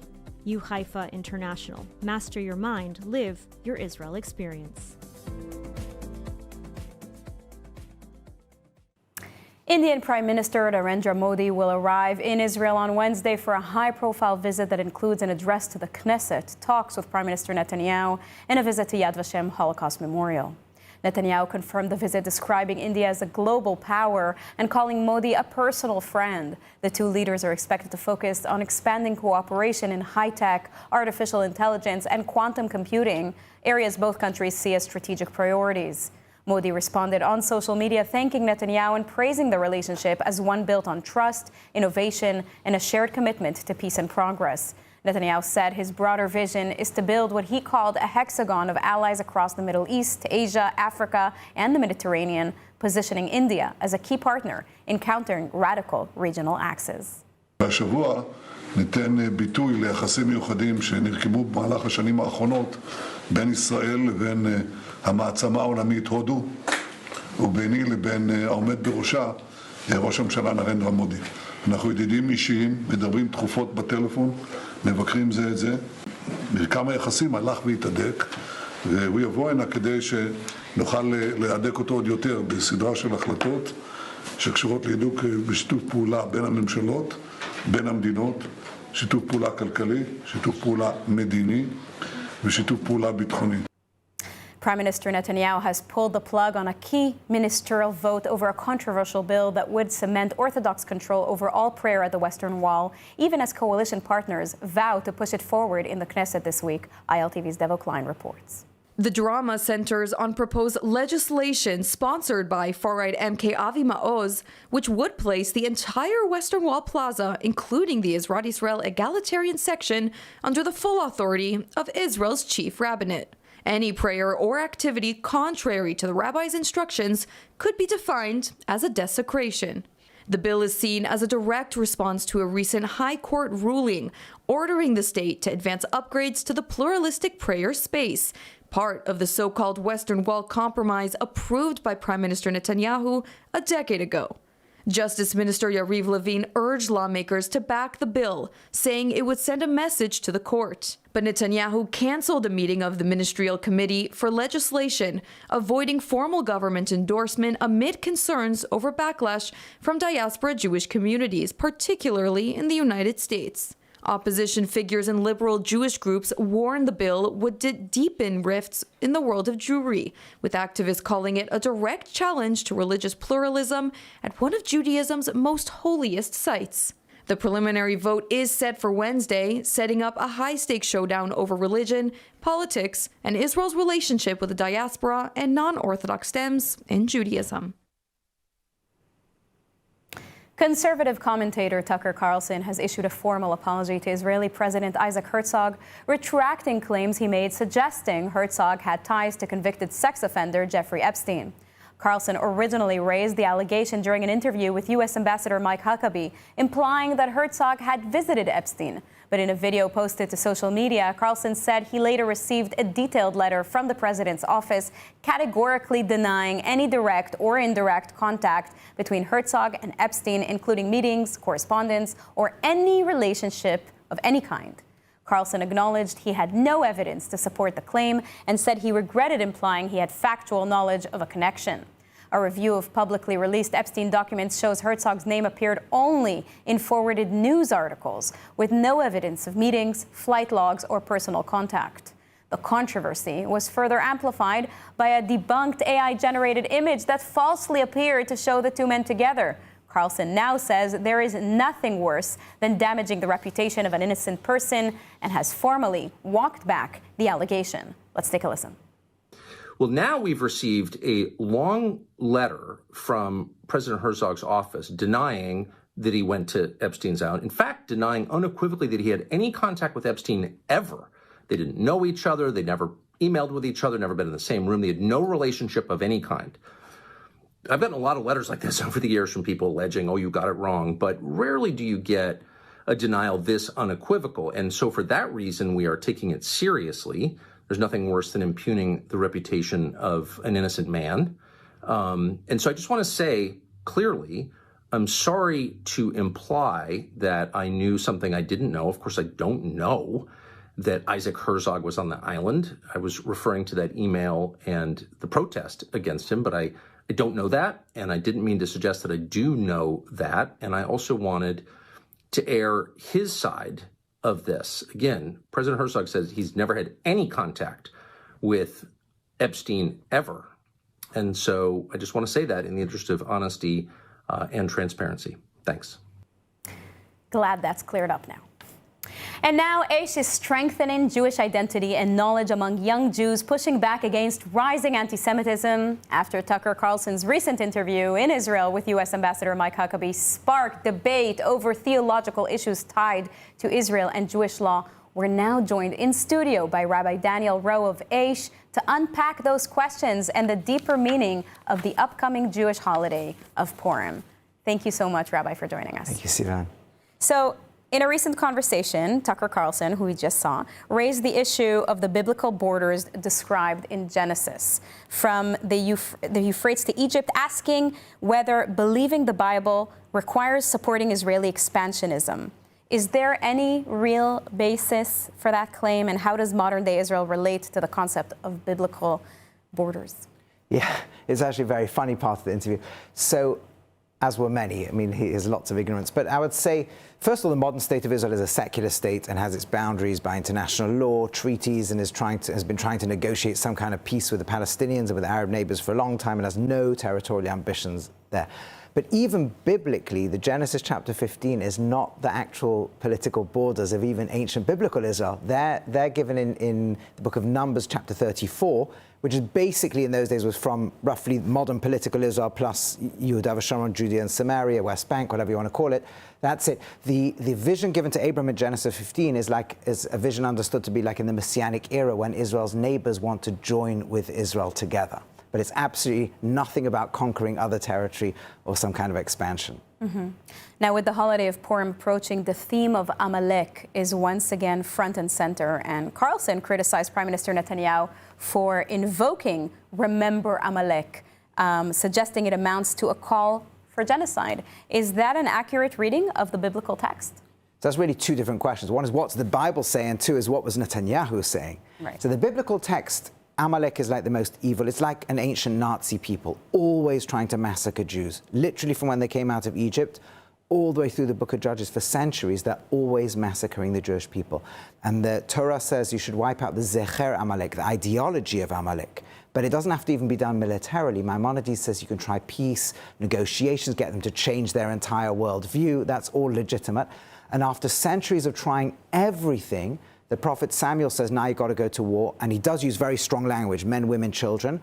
But he says, go and attack Amalek. And there's an ambiguity. In the ancient world, if I say attack Rome or Babylon or Amalek, do I mean the whole empire, like a genocide? Or do we mean just the city? And it's actually clear from the Bible it's not the whole empire, because a few chapters later, they're all still around. Chapter 30, the book of Samuel, they're all there. Mm-hmm. And if you look, King Saul sends his army to Amalek, the city. Now, cities in the ancient world varied in size, but archaeologically, we know where the Amalek city could be. It's only two sites, and they're both citadels. They're very small. They're like royal fortresses. And the idea is like this. The people are sitting with their like Nazi ideology so long as the royal family is intact. And he's saying out of desperation, let's try and wipe out the royal family, including children, so that they won't wait for them to grow up and they'll be able to change their ideology. So it probably is not even genocidal in the Bible. But leave that aside, Netanyahu's speech, he never mentions the book of Samuel. This speech is October 28th, I think it was, 2023. It's still online on the government website. Everybody, Carlson or anyone, could read the speech. It was just before ground troops entered Gaza.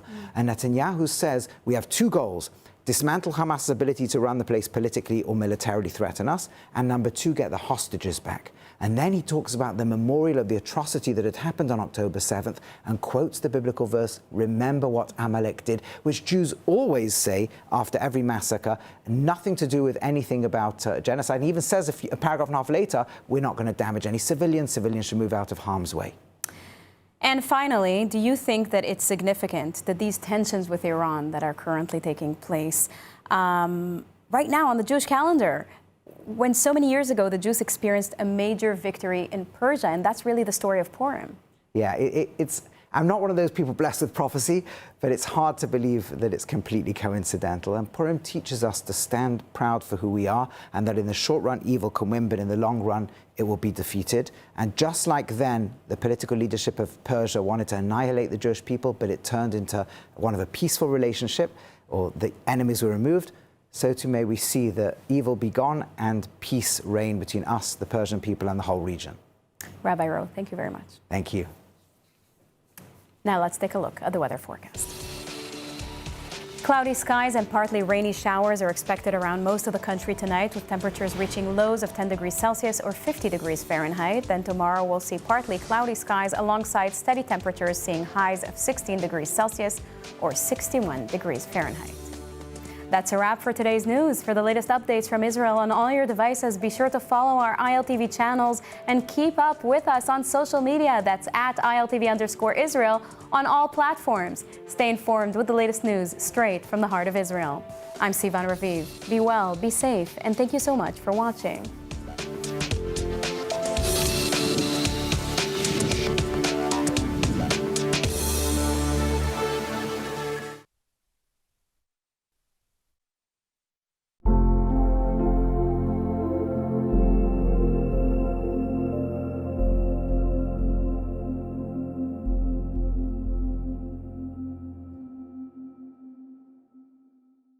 Christians are disappearing from the Middle East. No, it's not a mistake, it's systematic and it's efficient. There's an Islamist slogan that's been whispered for decades, and it goes like this: first the Saturday people, then the Sunday people. The Saturday people are the Jews, the Sunday people are the Christians. And if you look at the numbers, this slogan is coming to life. In 1902, Christians made up roughly 25% of the Middle East. In 2026, they're at less than 4%. Entire ancient communities, older than most European nations, have been wiped out in a single generation. Genocides, mass expulsions, legal discrimination, cultural suffocation. And despite what many Western commentators claim, Tucker Carlson, Israel is not the cause of this pattern. It's actually the exception to it. As Islamist movements rise across the region and the world, Christians are consistently amongst the first targeted. And if you don't believe the headlines, believe the history. Because unfortunately, history isn't just a story, it's a warning to us all. And if we don't understand what happened to Christianity in the Middle East, and now in parts of Africa, we're not going to recognize the patterns that are happening again, and what they intend to do with the West. How did Christianity become almost extinct in the Middle East? We need to talk about what's really going on, because the media is definitely not going to be doing that. And so, this is the Meira Kay Show on JNS TV. Let's dive right in. Imagine a door in a quiet neighborhood in Mosul, Iraq. It's a door that has been in the same family for centuries. They are an indigenous Assyrian people, and they speak Aramaic, the same language their ancestors spoke before the Roman Empire even reached their shores. In the summer of 2014, a man with a spray paint can walks up to that door. He paints a single Arabic letter, Nun. It stands for Nasrani, Nazarene, a Christian. When that family wakes up and see that mark, they are given an ultimatum by ISIS that hasn't really been heard of in a millennium. Convert, pay a crushing infidel tax, or you are going to be executed by the sword. In a single weekend, Christianity was wiped from one of its oldest heartlands in Iraq. The homes were seized, the families fled on foot onto the desert with nothing, and the churches were desecrated. In 1904, Iraq had over 1 million Christians. In 2013, 500,000. Today, less than 150,000. And this story, unfortunately, isn't an isolated incident. It is the summary of what has happened to Christianity in the Middle East over the last century. But let's start from the beginning, because most people see the Middle East as the center of Islam. And today, they're right. But what most people don't realize is that long before Islam existed, Christianity was the stronghold of this entire region. It was Armenia, not Rome, that became the first nation in the world to adopt Christianity as its state religion. The shift from a Christian majority to a Muslim one wasn't an overnight event. It took 500 years of pressure following the initial violent Islamic conquests. With time, the Islamic stronghold grew, but Christians still lived here in massive numbers. During this time, and for hundreds of years, they are secondary citizens of the Middle East. They pay the jizya tax to the Muslims, but they live in semi-peace. This is under what is known as the dhimmi system. They live in a protected state of inequality, i.e. the Muslims are above and the Christians are below, and the Islamic Empire is unbelievably powerful. So it's an understood contract that exists between the two different religions. But then things start to shift dramatically with the turn of the 20th century, when the old religious contract is replaced by a new violent ethnic nationalism. This is the first pendulum swing, which became the kind of notorious way that Christians were treated in the Middle East. The 2026 JNS International Policy Summit will take place on April 15th to 17th at the Waldorf Astoria in Jerusalem. Register today at jnssummit.org and use the coupon code JNSTV, that is JNSTV, one word, to receive 20% off all tickets. I cannot wait to see you in Jerusalem. So what actually happened? The Ottoman Empire is on the verge of collapse, and there's an incoming shift in world order. Nations are desperately trying to prove their dominance, and they resort to violence. Take, for example, Turkey, who is working to rebuild itself away from said Ottoman Empire, which is failing. This is the era of the Young Turks, ironically, a name you might be familiar with from a popular left-wing American TV show. These Young Turks are secularists, and they are seeking to bring back Turkey's glory. To do so, they launch a three-pronged genocide throughout Armenia, Turkey, and Greece, in which millions are murdered for not being Turks. This story is not talked about nearly enough, but it is one of the worst marks on modern history. The genocided are, of course, in part Christian, and they are seen as a threat to Turkish dominion. And it's a little bit deeper than that, because anyone different is seen not just as a threat, but as the reason for the country's failure, and they must be removed at all costs. Of course, the Jews are not immune to this either, and in this era, a new precedent is established. Well, not a new one, but it's kind of set in tone. The scapegoating of a minority. When a country faces economic or military failure, the other is blamed for that failure and must be removed to purify the nation. Jews, Christians, Kurds, you name it. Just as the Ottoman Young Turks targeted their minorities to prove Turkish dominance, the newly independent Iraq used the Simile massacre against the Assyrian Christians to prove their own Arab dominance as well. It was the exact same script, but in 1933, and it's the beginning of this pendulum of attitude towards the Christian that has become their story for the last 100 years. These massacres occur, but the world is more focused on the world wars, which then end, and with that, there's a new reshaping of the Middle East, with Western countries trying to get their piece of their real estate. The old Ottoman map is torn up, and new countries like Syria, Iraq, and Lebanon are carved out. As these new nations struggle to find their footing, they kill many Christians in hopes of finding it. Why? Well, the new era has dawned, and this is the age of secularists, and Christianity isn't exactly aligned with that. Which brings us to pendulum swing number 2. Instead of the old religious governance of the Islamist sultans, many of these new countries are looking to the West to see a different path. Secularism becomes the goal, not because the people all necessarily want it, but because many of the new military dictators are demanding it, seeing that they understand that religion is a big problem. Leaders like Nasser in Egypt and the Baathists in Syria and Iraq believe that religion is what kept the region backward. They want to move into this new age, and ironically for the Christians, this kind of feels like a lifeline. They think if the state is secular, then it doesn't matter that I'm a Christian. We aren't dhimmis anymore. We're not second-class citizens. We're just citizens. And in the spirit of this new unity, a term is coined, Arabism. The argument that the primary identity isn't Muslim or Christian, it's just Arab. And you're familiar with that till this day, where you'll often hear people refer to Arab Christians or Arab Muslims in the Middle East. For a while, by the way, this works. From the 1950s through the 70s, you see Christians at the highest level of government, the arts, and the military. They are professors and really a big part of the Arab Renaissance. But here was the big mistake. Seeing as many of them hitched their future with the dictators that had come in pushing this secularism, hoping to defend against Islamization, they thought Islamists would be kept at bay. But when those regimes faltered, the pendulum was ready to swing back with a vengeance, and how it does. This brings us to the third era. Despite the fact that the streets of the Middle East republics are feeling cosmopolitan, the secular regimes really failed to deliver on their promises of prosperity. They lost wars, their economies stagnated, and the people kind of grew resentful. In that vacuum of failure, a new and yet very old solution emerged: political Islam. The slogans in the streets changed from Arab unity to Islam is the solution, and you already know the drill of what happened in the likes of Iran. This now spreads, and Islamization is back. When the secular dream dies out of the Middle East, the Christians are left completely exposed. They had spent decades identifying as Arabs to fit in, but this new movement doesn't care because it cares about theology, and Christianity does not align with Islam.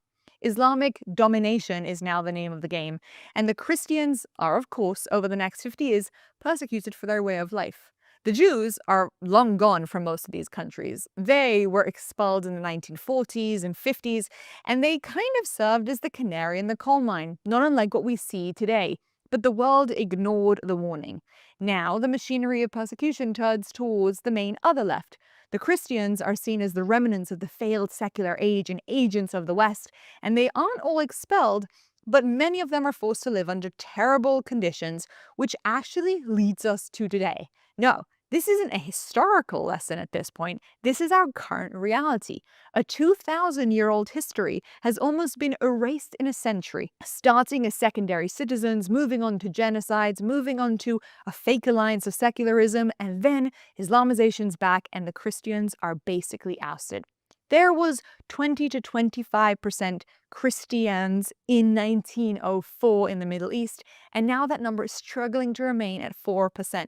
The reasons for this drastic decline is not just genocidal sprees, although there were many of those throughout the years done almost in entirety by Islamists or nationalists. It's contributed to multiple factors like emigration. Why would you stay somewhere that you can't be free to live your religion in peace? Let's be clear. Many Christians didn't want to leave, and many still stayed, but they were being squeezed out, their countries making their lives miserable. The idea of religious freedom was not accepted here. You have the return of laws that make it nearly impossible to build a church, let alone fix it, or testify equally in a courtroom. You've got your children being bullied and your businesses boycotted, and your safety is never guaranteed by the state because you are, in fact, a traitor, even if you're a traitor that is allowed to live in the same dominion. The Middle East didn't just lose its Christians to the sword or expulsions like the Jews, which is why there are still many of them in the Middle East. They lost them to a culture that stole their religious freedoms. In Lebanon, you see the most heartbreaking version of this theft because it was the one place specifically designed to be a sanctuary. When the borders were drawn in 1920s, Lebanon was the great exception, a country created with a clear 53% Christian majority so that the Sunday people would finally have a home where they weren't second-class dhimmis. It became the Switzerland of the Middle East, a beacon of banking and art and intellectual freedom, but the pendulum of the 20th century eventually broke into that sanctuary.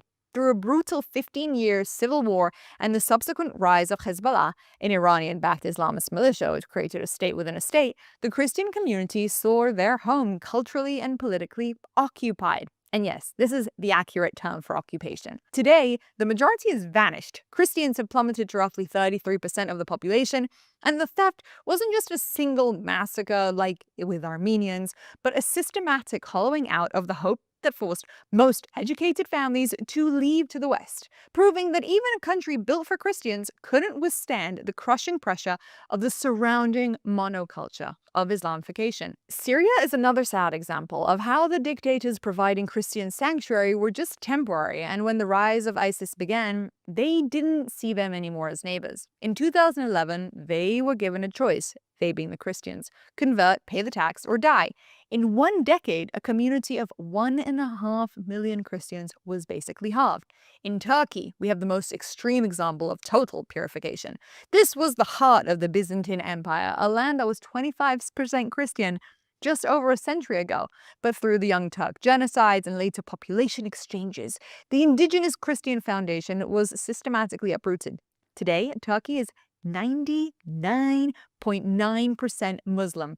Even as a supposedly secular republic, the state has seized thousands of church properties and made it illegal to even train new priests. For the few who remain, they aren't viewed as citizens. They are second-class problem. Iran is where the pendulum swung with the most violence in modern history. Before the 1979 revolution, Christians were a recognized and relatively prosperous part of the Iranian mosaic. But the Islamic Revolution turned them into targets overnight. Today, whilst they have a few token seats in parliament for show, it is a crime to hold a church service in the national language, and anyone caught sharing their faith faces years in prison for crimes against national security. It's a culture of total surveillance, where the state's goal isn't just to manage Christians, but to ensure they never grow. And of course, you've got Egypt, which today holds the biggest Christian community in the Middle East, but it is still a shadow of its old self. The story is the same. There were the Copts, who were the original indigenous people of the land. They had been squeezed by a slow grind of systematic discrimination, and whilst they once made up nearly 20% of the population, they are now roughly 10%, living under a legal noose, which makes repairing a church or seeking equal justice in court nearly impossible. It isn't always a massacre that shows the hatred towards a religion. It also is a culture of second-class status that forces the best and brightest to find their future elsewhere, i.e. an unforced expulsion. Christians in the Middle East have been treated horrifically in the last 100 years, let alone without religious freedoms.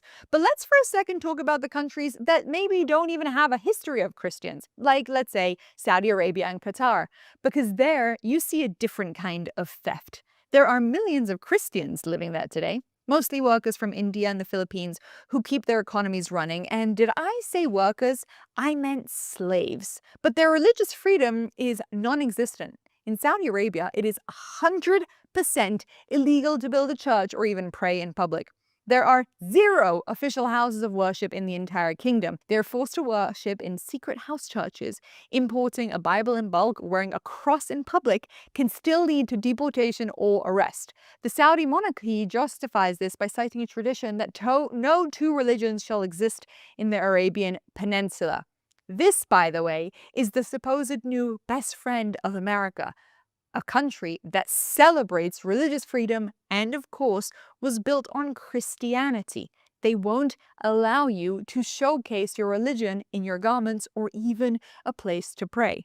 In Qatar, the state is a little bit better than Saudi Arabia. They permit worship, but only in a single walled-off compound in the outskirts of the city, far away from the public eye, and yes, it kind of sounds like a ghetto. They want the labor of the Christian world, but they refuse to recognize the religious freedom or legitimacy of the Christian person. They want to look more modern and global than Saudi Arabia, but the freedom they offer is essentially religious segregation. And just like with the Saudis, this freedom only applies to foreigners. If a Qatari citizen was to convert to Christianity, they would face apostasy charges, which technically carry the death penalty. And so why are we talking about all of this tragic history of what happened here in the Middle East? Well, because it brings us home to Israel and an ongoing debate that has unfortunately gone a very bad way in the last few months. Despite the Tucker Carlsons of the world claiming otherwise, in Israel, the Christian population has actually grown over the last 100 years. And I want to be accurate and tell this story correctly, because there's a massive distinction to be made, and it's a mistake that people tend to make all of the time. In Israel, we're not looking at one piece of land when we talk about Christians. We are looking at 2 completely different cultural legal realities. When you look at the map of the Holy Land, the data split is jarring. This perfectly, by the way, illustrates the pendulum that we've been talking about, which doesn't actually identify the Middle East, it identifies the Islamist mentality. You see, inside Israel, under Israeli law, the Christian community has seen consistent year-over-year growth. In 1948, there were roughly 34,000 Christians in the new state. Today, that number has climbed to over 185,000. These aren't just foreigners. 75% are Arab Christians who fully integrated into society, serving as Supreme Court justices, leading medical departments, and attaining the highest level of education in the country. And to all the people who are claiming that the percentages have gone down, that's just because Israel has seen such an influx of people move in that the Christians haven't really hit the same amount of numbers as the Israelis, because that's how percentages work. However, under the Palestinian Authority, the Islamist entities, and Hamas, the story actually looks exactly like the regional norm that we have been seeing of erasure of Christians. In Bethlehem, let's say, the city where Jesus was born, 86% were Christians in 1950. But decades under the Palestinian Authority, it has now plummeted to roughly 12%. Gaza, under the Islamist rule of Hamas, the community has been almost entirely liquidated. And no, not by the IDF. A population that was 5,000 in 2005 is now fewer than 1,000. And when you hear stories of churches being attacked, almost always the perpetrators of that are from the Islamists. The reason for this split isn't a mystery. It's about the legal shield of a normal democracy versus the Islamist pendulum that believe in taking over. In Israel, religious freedom isn't a favor that it's granted by a dictator. It's a right that's codified into our laws, and it's protected by the robust Supreme Court. Christians don't have to play a secular gamble or pretend to be someone else to survive or pay a tax to us Jews. They can ring their church bells, educate their children in Christian schools, live under equal citizens under a law that doesn't care about their theology. Their churches are protected, and their historical sites are too. By contrast, in the Palestinian Authority in Gaza, the secular gamble failed just like it did in Syria and Iraq. As the secular Palestinian leadership weakened, the Islamist pendulum swung back, and the Christians there are caught in the same slow grind we see in Egypt, facing social pressure, discriminatory land laws, and a culture that increasingly views them as outsiders, even though it's their own homes. Here is the uncomfortable truth that sooner or later the world will need to come to terms with. Christians are the enemy of Islamists, as are Jews. Yet Jews in Israel are far from being the enemy of the Christians. Christians have been persecuted, murdered, exiled from most of the Middle East, and in Israel they have thrived. Their religious monuments and history has been protected, and yes, there is a reality of Israel being a Jewish state, but Christians are honestly welcomed here with open arms. Look, I'm not here to convince anybody to be Israel's friend. That's on you guys to decide.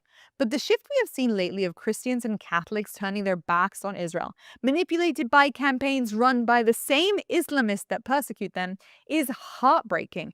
In many ways, it's the same story of the left. We know the Islamist media strategy by now. They look at a society that they want to destroy. They look for the strongest entity there. They pretend to buddy up with them in hopes that that entity will do the work of breaking apart the alliances that keep that country strong. That's what they're trying to do now with the Christians and the Jews. They understand that Christians and Jews together are a proper force against Islamization. And there's a reason the media is working so hard to find voices to prop them up, like Tucker Carlson, to pay them money to ensure that Christians back away from their only actual friend here in the Middle East. You know that the stories of Christian persecution is covered negligibly by the media. What's happening across Africa and Nigeria barely makes the news. And same with most of the stories that we covered here today. But do you know what stories do get covered? The stories of alleged Gaza genocide pushed by those same entities that know that Christians and Jews together provide a fierce and strong enemy against the Islamization. The story of the Christians in the Middle East and the slogans they play by first the Saturday people and then the Sunday people is a lesson that the world must heed. You don't need to look far to see what they have planned, and keep in mind the simple truth that before the Islamic takeovers, these locations had Christian majorities. just like the West does now. We learn history because it's here to teach us something, and learn it we must, because the lesson of this is gloomy, and the Christian story in the Middle East is heartbreaking. But in times of darkness, you have to look at the light and try and learn from it. And here, right now, the light, my friends, is Israel. I'm Ira Kay, and I will see you next time.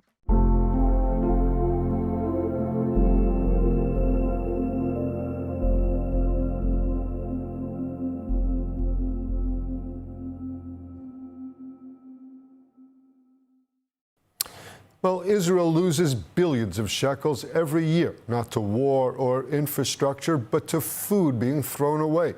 A new report shows the country has lost more than $57 billion in food value over the last decade alone. Our correspondent, India Naftali, reports on the scale of the crisis and the solutions already underway. Israelis threw away billions of dollars of food in the last decade. This is especially concerning considering how many families in the country suffer with food insecurity. The new food waste report shows how much money and nutritious food is being lost every single year. But it also shows that the tools to fix the problem already exist. The 10th annual Food Waste and Rescue Report from BDO and Leket Israel, the country's national food bank, shows Israel has lost about $57 billion in food value over the past decade. The report, prepared with the Ministries of Environmental Protection and Health, warns that food loss remains one of Israel's most expensive problems. However, this year's report does show a positive trend. Israeli consumers are wasting less food, a drop of 13.3% per person. But with population growth and rising living costs, the total volume of waste remains very high. Food waste affects Israel in three major ways. In 2024 alone, Israel threw away 2.6 million tons of food, worth about $7 billion. That is nearly 40% of the country's entire food production and equal to 1.3% of the national GDP. Socially, it makes life hard for families who already struggle to afford healthy food. The average Israeli family discarded about $2,915 worth of food last year. Meanwhile, 1.5 million Israelis face food insecurity. Health costs associated with food insecurity are even higher, reaching about $1.57 billion a year. These costs include chronic illnesses such as cardiovascular disease, obesity, and other conditions linked to poor nutrition. And environmentally, food waste uses water, land, and energy that cannot be recovered, costing Israel about $1.14 billion annually in lost resources and pollution. But Israel has built a strong foundation for change to reduce food waste in places like restaurants, army bases, farms, or at home.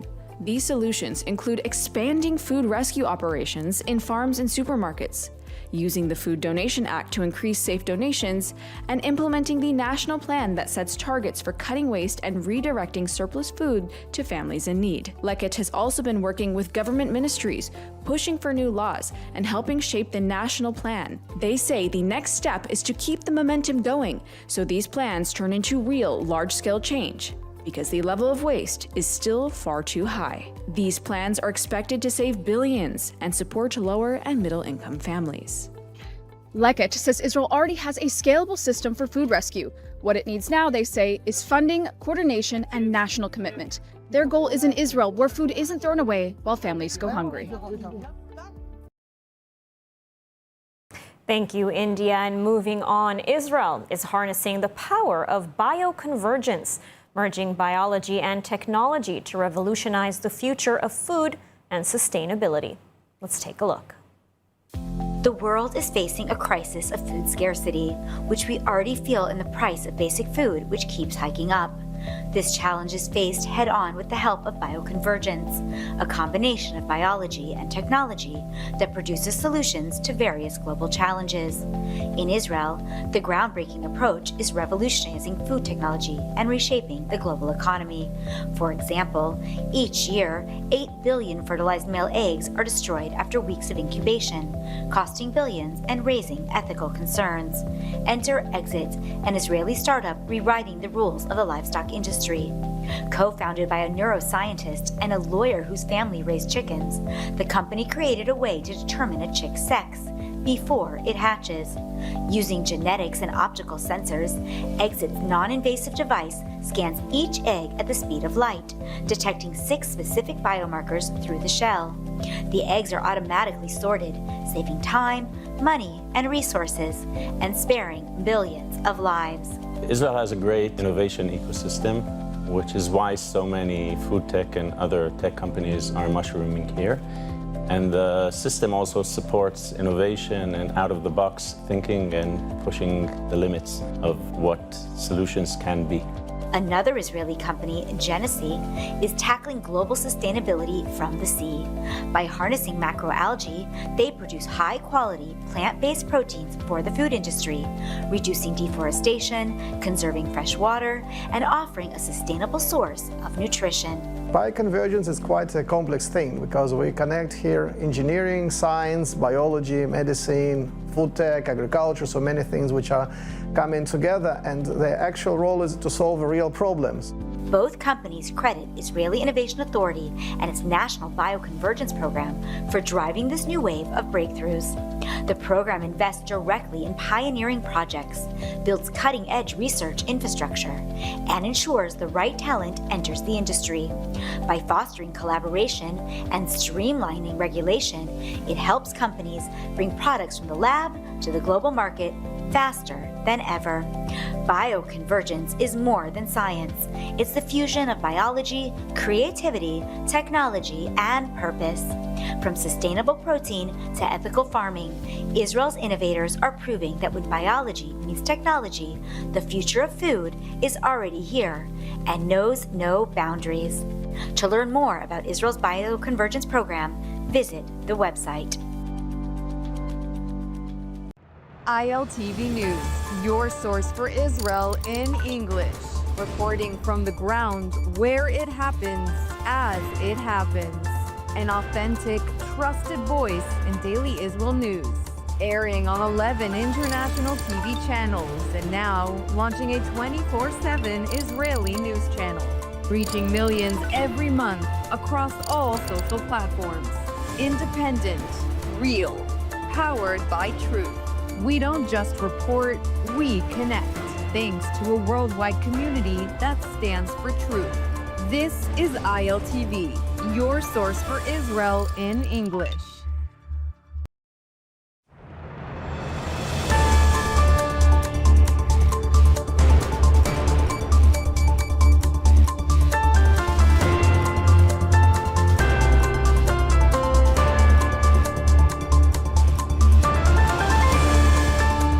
Welcome back to ILTV on the Hour. I'm Devo Klein, coming to you live from Israel, bringing you all of the biggest headlines from across the region. Here is everything that you need to know.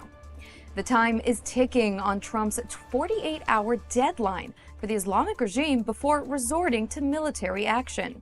The latest reports come from sources in Washington who reportedly spoke to Donald Trump and confirmed that the American president is leaning toward taking action against the Ayatollah regime, citing, among other factors, the alleged Iranian assassination plot against him that was foiled by U.S. authorities last year.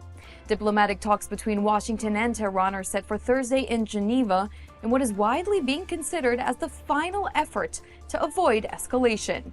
Senior Islamic regime official Ali Larijani is expected to arrive in Oman today to deliver the draft proposal for a nuclear deal. If talks fail once again, Trump is reportedly weighing a prolonged full-scale military campaign that could last for weeks, as U.S. military officials stress that a minimal strike would not successfully topple the regime. And meanwhile, the super carrier USS Gerald R. Ford is expected to dock at the Haifa port in the coming days, as regional tensions with Iran continue to spike. The USS Gerald Ford is the largest aircraft carrier in the world and has been sighted approaching Israel from the Mediterranean Sea. Other American military assets are arriving in Israel. Refueling, transport, and cargo aircraft have been deployed to Israeli airports and ports, and another 2 aircrafts have also arrived in Israel in the last half an hour. Refueling planes and C-17 Globemaster heavy transport aircraft were also spotted at Ben Gurion Airport, part of a broader American military buildup across the region as Jerusalem and Washington prepare for escalation. And in a separate report, the British Financial Times are reporting that despite the USS Gerald Ford being in the region, the United States' striking capabilities are still limited. Quoting an Israeli intelligence officer who observed American assets in the region, the report continues to say that the United States can either go all out in a campaign that could last only 4 to 5 days or conduct limited strikes in a campaign that could last a week. And news from within Iran, a military helicopter has mysteriously crashed into a fruit and vegetables market in Isfahan, reportedly killing 4. The crash claimed the lives of 2 pilots and 2 market vendors and started a fire which has since been extinguished. Authorities are still looking into the cause of the crash, as answers have yet to be given. And a photo now making rounds on social media of Basij forces inside Iran preparing to tackle student demonstrations for the 3rd day. Spotted outside the University of Tehran, the IRGC has deployed a truck with an automatic firearm attached to the top to tackle anything the regime claims crosses a red line. Islamic regime officials have stressed that the students are allowed to protest, but not cross these so-called red lines. Yet the danger to the people of Iran is still evident, and the promised help by President Donald Trump hangs on the success of Thursday's Geneva talks. And meanwhile, in Israel, Jerusalem has issued a warning to Lebanon, threatening to respond with force if Hezbollah will intervene. This development follows a rushed IRGC takeover of their Lebanese proxy in recent days. Multiple IRGC officials have arrived in southern Lebanon in preparation of a developing front against Israel's north, should the United States strike the regime. And finally, Israel's parliament has revoked a measure that would have made online purchases from abroad cheaper for Israelis, dealing a massive political blow to Finance Minister Bezalel Smotrich. In a 59-25 vote overnight, lawmakers overturned Smotrich's order that raised the tax-exempt threshold on personal imports from $75 to $150, waiving the 18% VAT on many online purchases from sites like Amazon and Temu, a move praised by online consumers, but also opposed by small business owners and local vendors.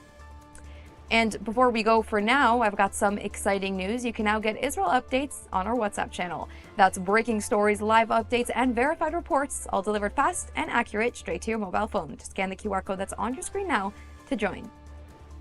And that's a wrap for this edition of ILTV on the Hour, broadcasting live from Israel and the heart of the Middle East. I'm Diva Klein. Thank you so much for watching.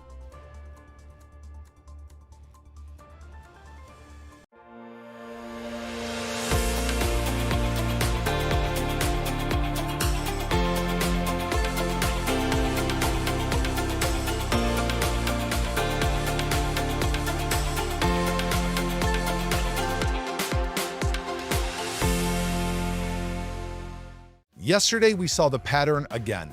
President Donald Trump extends a path to negotiation. And within hours, Ayatollah Ali Khamenei responds not with diplomacy, but with a threat. He acknowledged the power of American aircraft carriers, saying, "Of course, a warship is a dangerous piece of military hardware." Then he added, "More dangerous than that warship is the weapon that can send that warship to the bottom of the sea." This was not Khamenei rhetoric. This was a direct threat to American forces in the region. And then came the personal taunt against President Trump.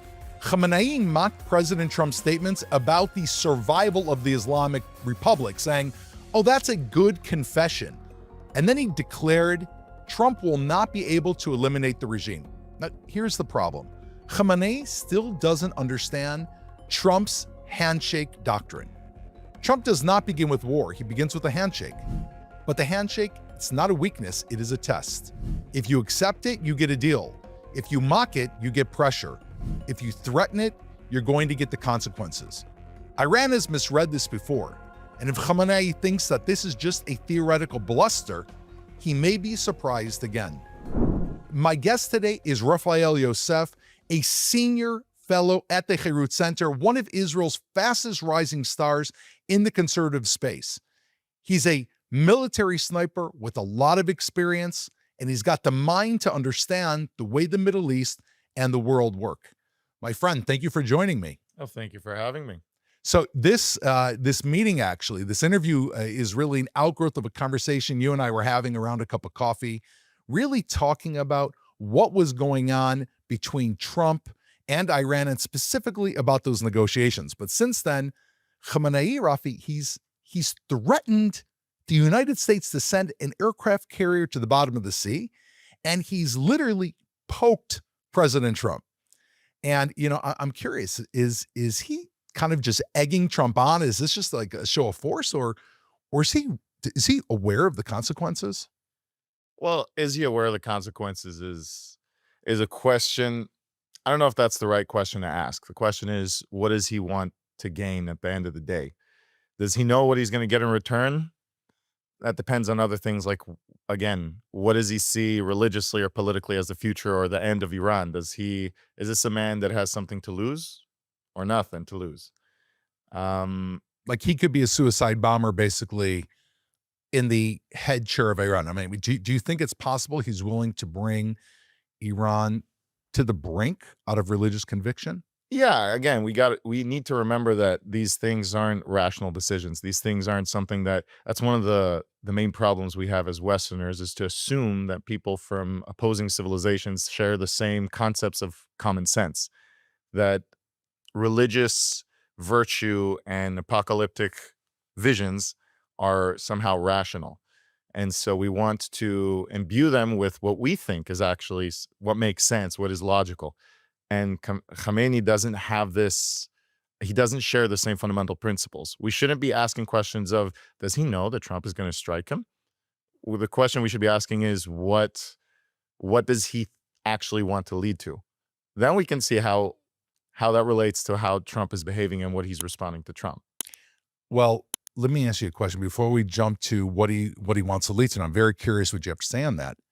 What you're saying, I mean, does President Trump understand what you're saying? I mean, does he understand that Khamenei is not working according to Western principles? Because President Trump seems to be, at least in the optics, perhaps in good faith, moving towards a negotiation with Iran. How do you see that? I think in order to answer that, you need to understand Trump's pattern. Trump has a pattern. I like to think that he does two things when he negotiates. One is a very loud red herring to fog the playing field so that he's in control of the ball. And the other is a game of chicken.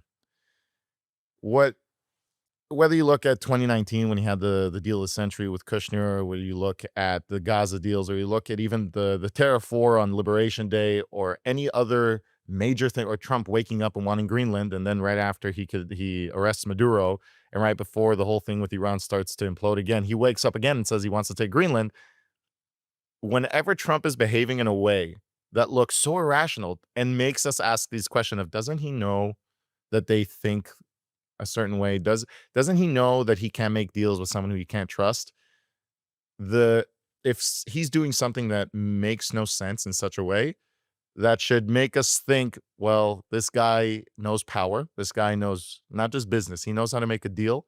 He knew how to make North Korea calm down. He knew how to make Iran calm down. He knew how to make basically every military situation that came up in his time as president. He understands geopolitics. He understands power more than everything. So whenever he starts behaving in a way that looks so ridiculous, that's what I mean when he throws a red herring. He'll suddenly say something so absurd, so obnoxious, so out of the blue that it makes his opponents look at that instead of what he's actually doing.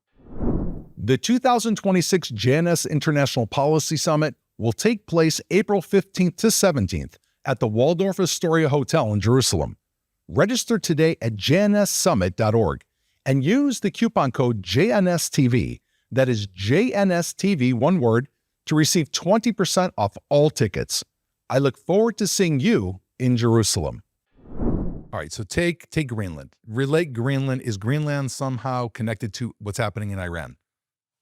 I'll preface this with saying not everything is connected by some kind of pre-designed, predetermined, pre-understood concept. I think when Trump goes into a deal, whether he goes the playing chicken route or going the red herring route, Trump wants to win. He knows he'll win. I don't think he knows exactly what he'll win because he's not a prophet.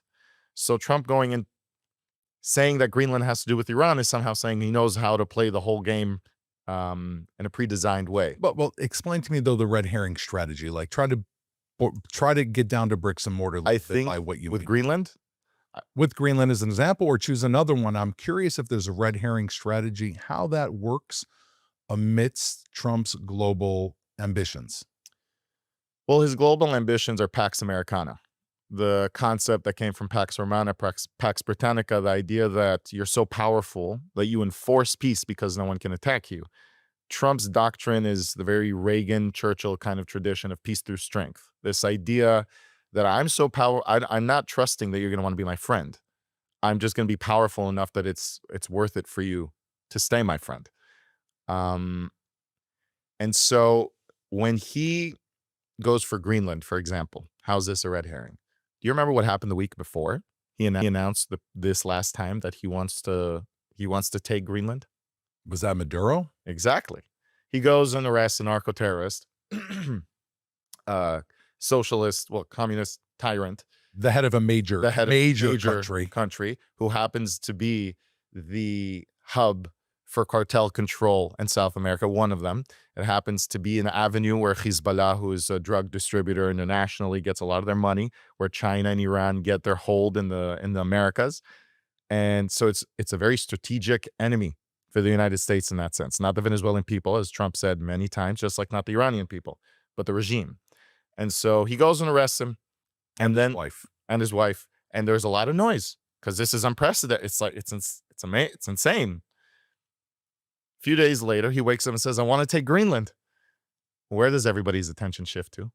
To Greenland. Who's talking about Maduro right now? Right. That's what I mean. Now, it's not just that. I think Trump hit like 5 birds with this stone, because he also ran, what we spoke about in our conversation before, was that Trump ran back from 2015. He was already saying these things before he got elected in 2016, that the United States is being abused. Whether it's NAFTA or NATO or the UN, the United States funds, I think the military expenses for NATO is 2% of your GDP. The United States pays between 3 to 5, and all the rest of the countries pay under 2.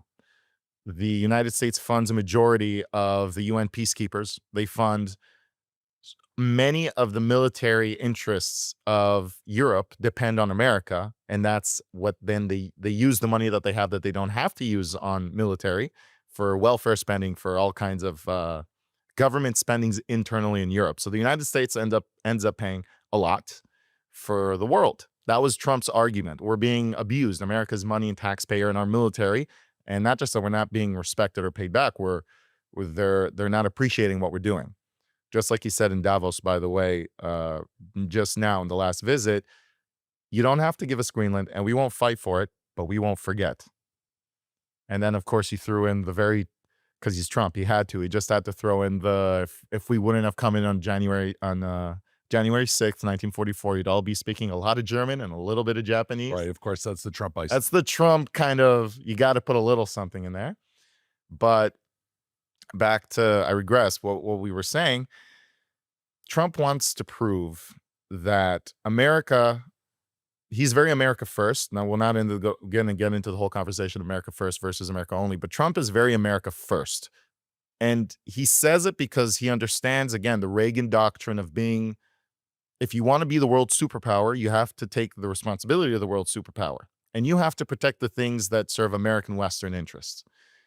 And Europe isn't going to do that.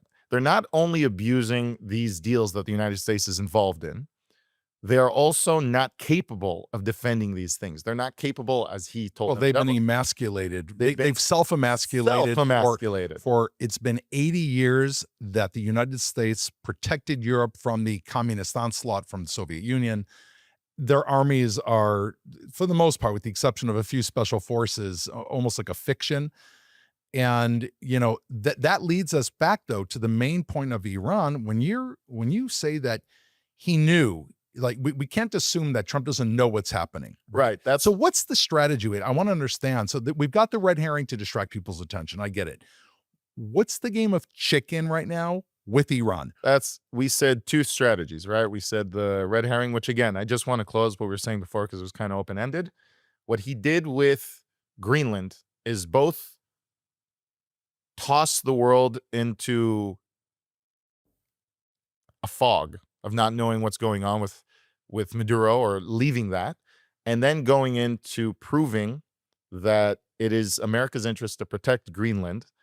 And when NATO responded, or threatened to respond, it was with 13 soldiers. 13 That's soldiers. what they sent in response to a pending attack from the Americans to take Greenland, was that. And Trump basically showed, without needing to do anything, you can't protect yourselves.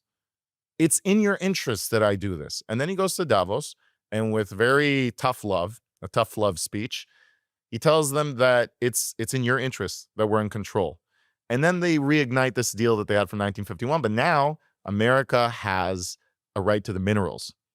And what that makes Greenland for the United States is something that it's worth protecting for American interests, which then protects the northern trade routes, which then protects just the North Atlantic from China, from Russia, from any adversary. So Trump, I don't think he knew what he was going to get, but he knew he was going to win. And so this red herring thing, I think there's a mix. The red herring actually turned into a profitable negotiation for the United States. Exactly. And he, again, when you look at every one of these interactions that Trump has internationally, it's when he says something ridiculous or we don't know what he's doing. Look, think of the 12-day war. A month before, he went to Qatar. He got a plane. He didn't visit Israel. He had a fight with Bibi in the White House. And the whole world was saying, oh, it's all done. They're not friends. Right. The optics were that he and Bibi, he and the fighting, Prime Minister, which have the closest relationship between two world leaders at present today, and the closest relationship of any Israeli prime minister in history with a U.S. president. But the optics were that he had insulted Bibi, and, basically it was unsuccessful. And then Bibi on our side says his son is getting married. He wants to take vacation. No one knows what's going on with Iran.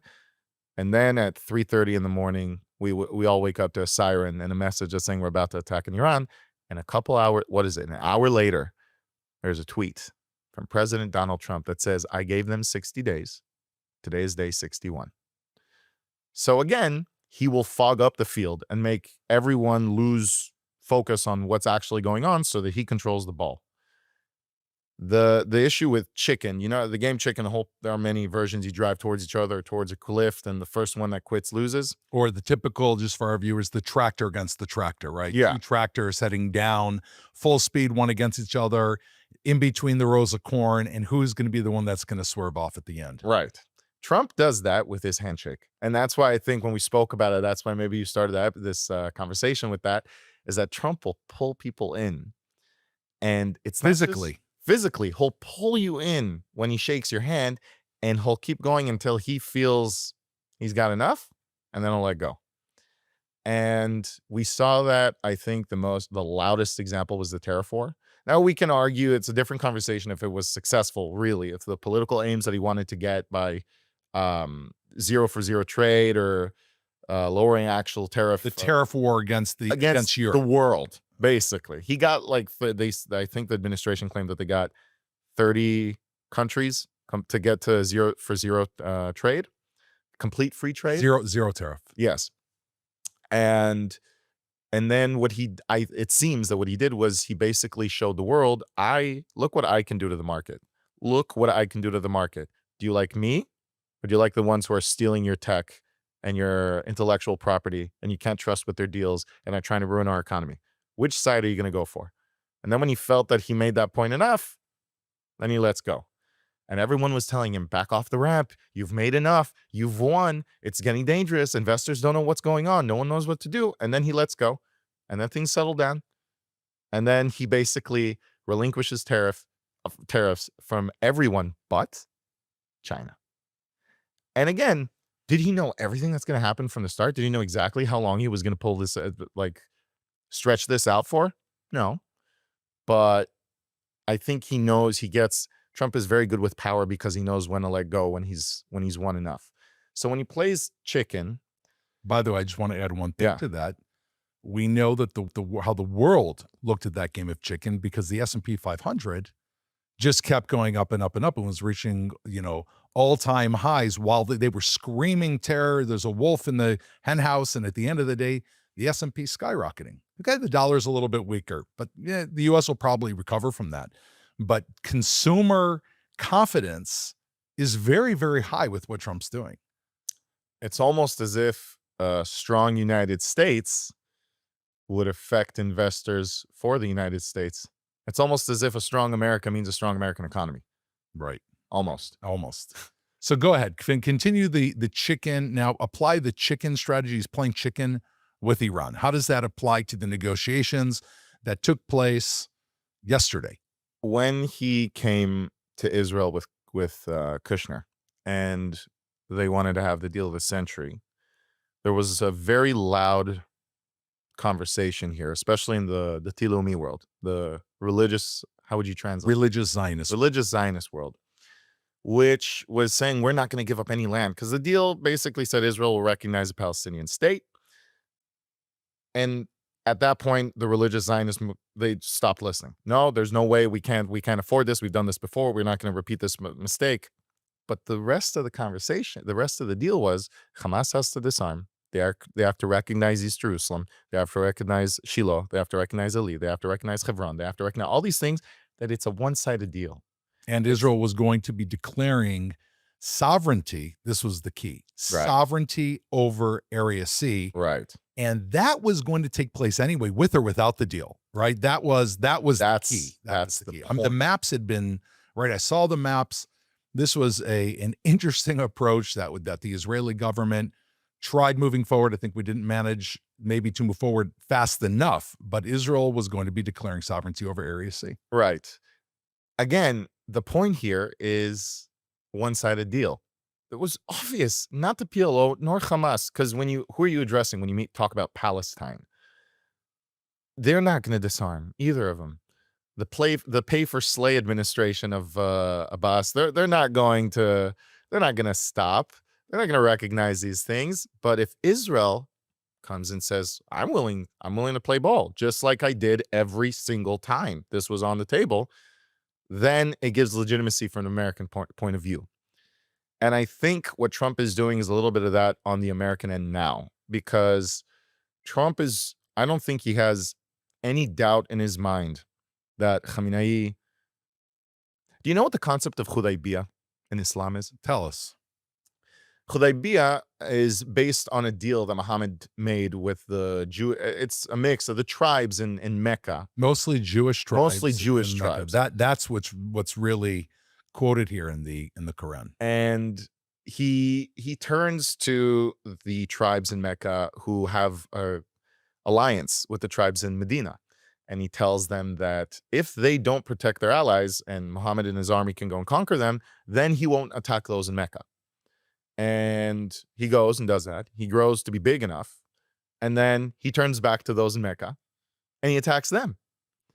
And then this goes back and he goes to the Jews of Khaybar, and where all the Jews from the region are starting to evacuate to because Muhammad is conquering the land.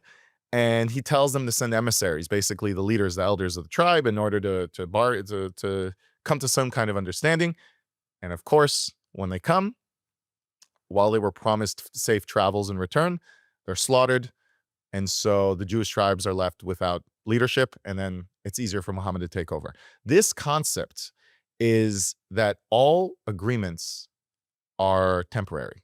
Mm-hmm. They are all part of the greater goal of Islam. Islam in general, there are the Muslim version of the Jewish halakha, the categorical way of acting your beliefs, has had a law for the Sunnis in Iraq from the pending Shia attack that said that if the Shiites attack, you're allowed to fake being a Shiite in order to not be slaughtered, so that when they're weak, then you can come back and slaughter them yourself.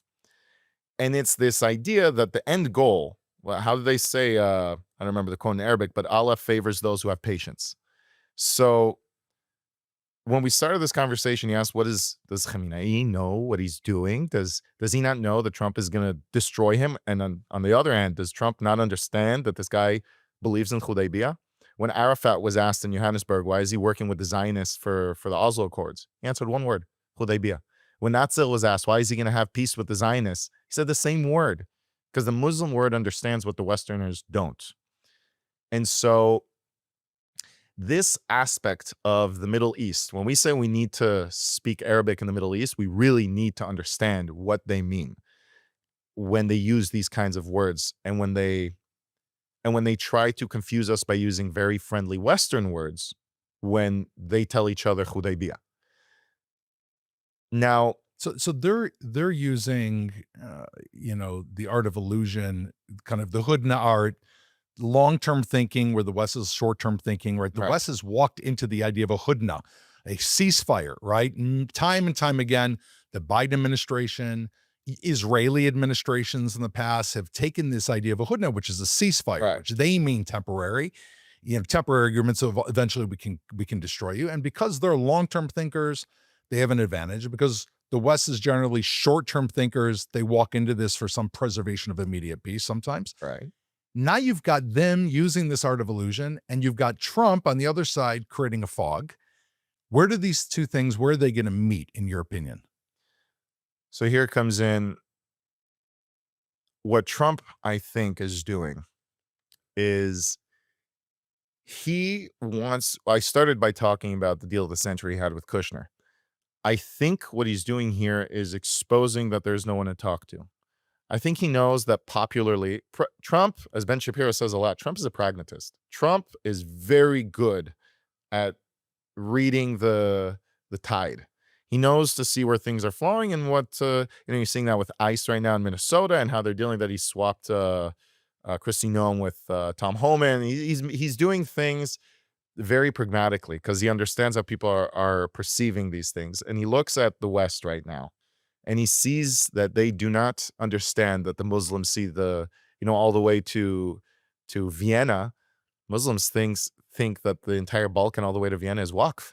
They don't even understand what that word means. They don't understand that Western dominance over that territory, over what was Islamic territory, is temporary. Explain. I think for the audience, it's worthwhile explaining the idea of what happens with the Waqf and once conquered, so relinquished. People tend to forget that conquest is one of the most ancient human endeavors. Whenever someone is powerful enough, that's what they do. Everywhere on the globe. It could be the Aztecs in Mexico. It could be the Mongols in Asia. It could be the Arabs crossing across, spanning across northern Africa and the entire Arab Peninsula. And the Muslim understanding of the world is that once a land is conquered in the name of Allah, it is Muslim territory. If they controlled the caliphates of the Barbary states, the Barbary Caliphate or the Ottoman Caliphate or any other, that land is eternally Muslim. It will return to be Muslim. And that, by the way, is their belief over the land of Israel. Exactly. Of course. And this goes also for Westerners. If anyone in Europe is listening to this, Vienna, where they tried to conquer twice, that the Ottomans stopped. I don't remember who were the two individuals that had the conversation, but basically the Westerners were proud of fending off the Ottomans, and the Ottomans said, you don't understand. We maybe lost this fight. We're going to come back in 100, 200, 300, 400, 500 years, and we're going to conquer you from within because Allah favors the patient. So those who are patient or willing to suffer.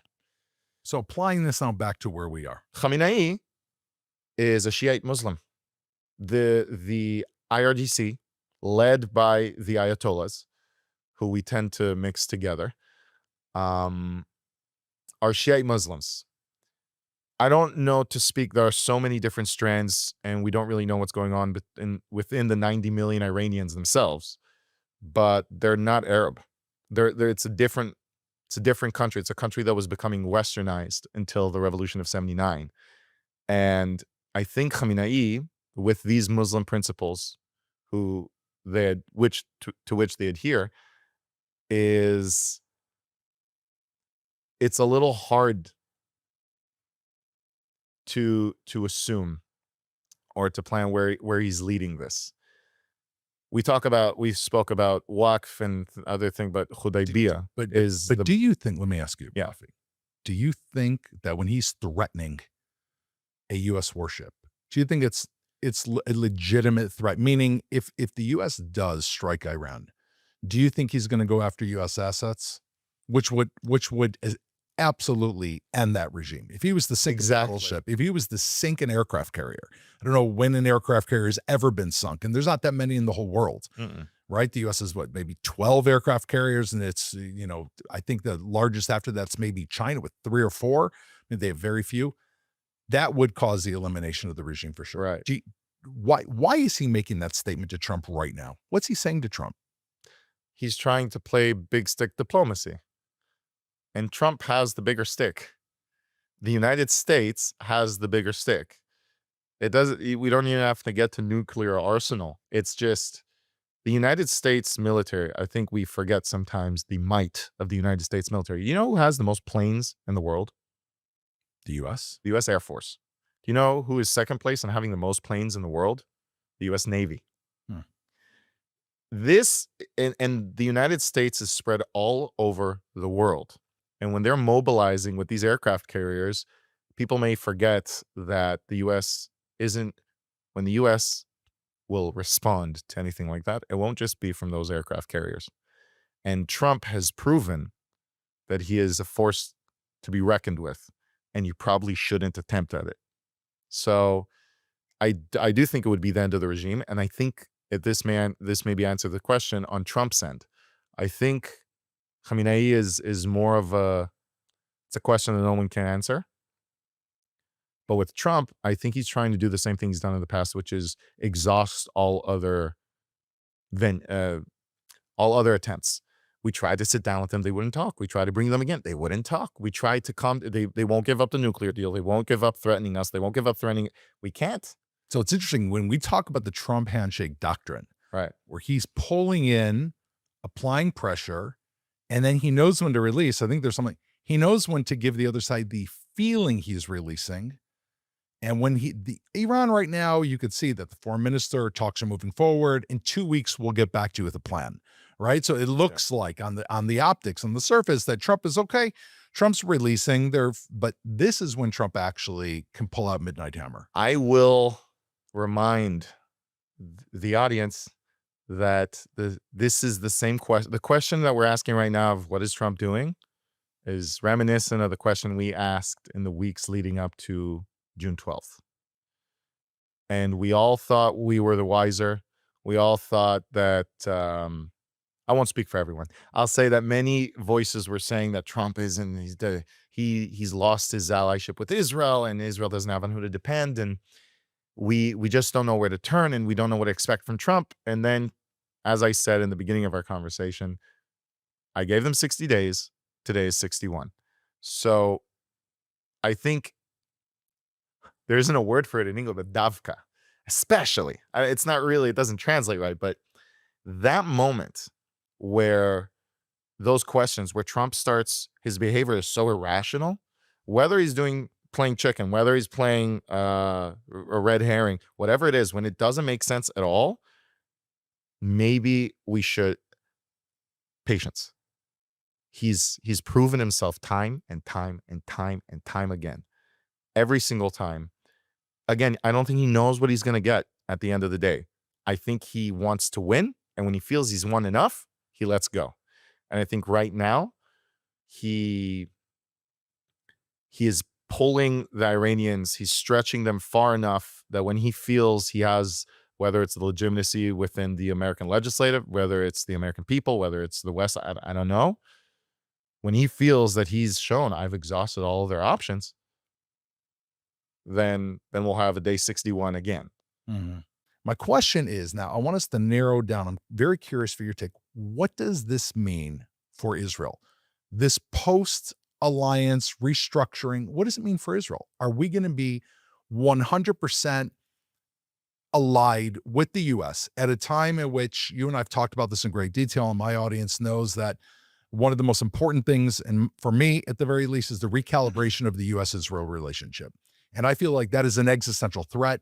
I feel like the only person that can really do this in Israel is Prime Minister Netanyahu. He is the one that is absolutely understands America, is grateful to America, and at the same time understands where Israel needs to be. But at the same time, when you're restructuring reliance on the United States, you also want to have other entities that you can bring into your orbit. What does this mean for Israel and Israel's need to have growing independence? First is the legitimacy of, I don't want to say globalist, but international kind of orders. The second is the difference between those on the Western side and those opposing the West. The third point is how does that affect Israel in general? And then I think the last point that you brought it to is how should we view this detachment from the United States and in a sense of more independence and more of an allyship rather than dependence? So I'll try to, in light of not having anyone else to turn to. Right. The fundamental principles of the West that come from our traditions, that come from our religious texts, that come from the experience of thousands of years, that come from everything we've gone through to develop them, things that many take for granted today, are not rational principles. That's why also, as Jews, there's a statement that's kind of strange where Moses says, choose the good and the life and not the evil and death. And isn't that a rational decision? And I would recommend that people look around us, all the enemy civilizations of the West. No, it's not a rational decision. If it was rational decisions, all human beings. Yeah, this is the playbook. This conclusion. This is the playbook. Exactly. For them. So we need to understand that our very special ideas, our very good ideas that make the West so unique, so powerful, are things that we need to defend with force. Because there are those who want to take it away. And there are those who don't accept it. There are those who see us as kuffar. There are those who see us as enemies to their dominance of what they call the 100-year marathon in China. There are those who see us as adversaries in any sense. And so these concepts of NATO, of the UN, of the EU, on our side, on the Western side, need to understand that they need to be enforced. These ideas, these concepts that make Western values and enforce them and protect them need to be enforced by force.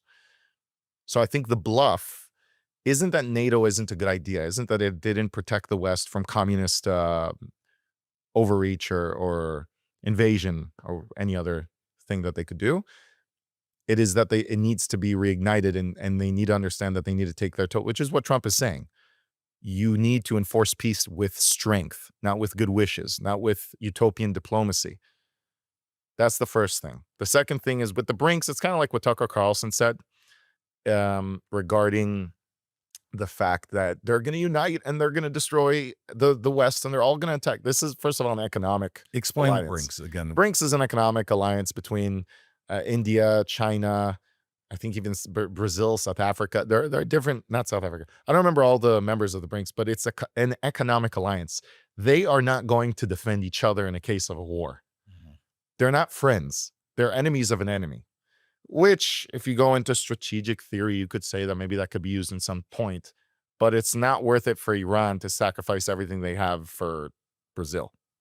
It's not something it's what Tucker Carlson, again, I mention him because he warned against people like Mark Levine that we're going to send tens of thousands of troops again, and it's going to be Iraq 2.0. The bluff isn't just that we need to understand that you need to enforce the doctrines we believe in on the Western side. It's also to recognize the weakness of the alliances on the opposing side. China, Iran, Russia just proved for the past 2 years that what Osama bin Laden called the states paper tiger. China copies everything they get, and Iran, again, we proved within a day. Days. Within a day, we controlled them for 12 days. Within 12 days, we destroyed Fordo. Those are two very different statements, and it shows that the West still has the power. The West still has, if we just choose to, we have the power. So the bluff isn't that NATO doesn't have the power. It's that NATO has not been willing to use that power to achieve its goal. By the way, that's what Marco Rubio just said in the Munich summit. Sorry. In the Munich summit, that he basically said we share a history, a past, a root, and we also share a destiny.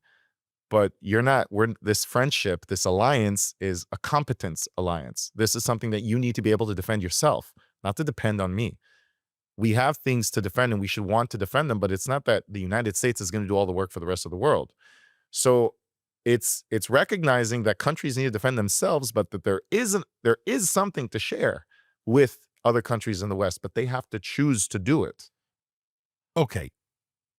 Are you saying, though, you do not think there's going to be a reordering of alliances in the world, or the idea of calling out all these alliances and kind of stripping them bare? The EU, again, their trade power. Trump walked in and realigned most of Europe with trade power. Like you said, NATO sent, 8 troops or 13 troops to Greenland. With the erosion or the realignment of all of this, how does this, again, I want to drive home, what is this going to look like for Israel? Is it going to be fully dependent on and only with the U.S., which is a very different prospect, not under Trump and not under a Republican administration, but perhaps under a unfriendly future administration?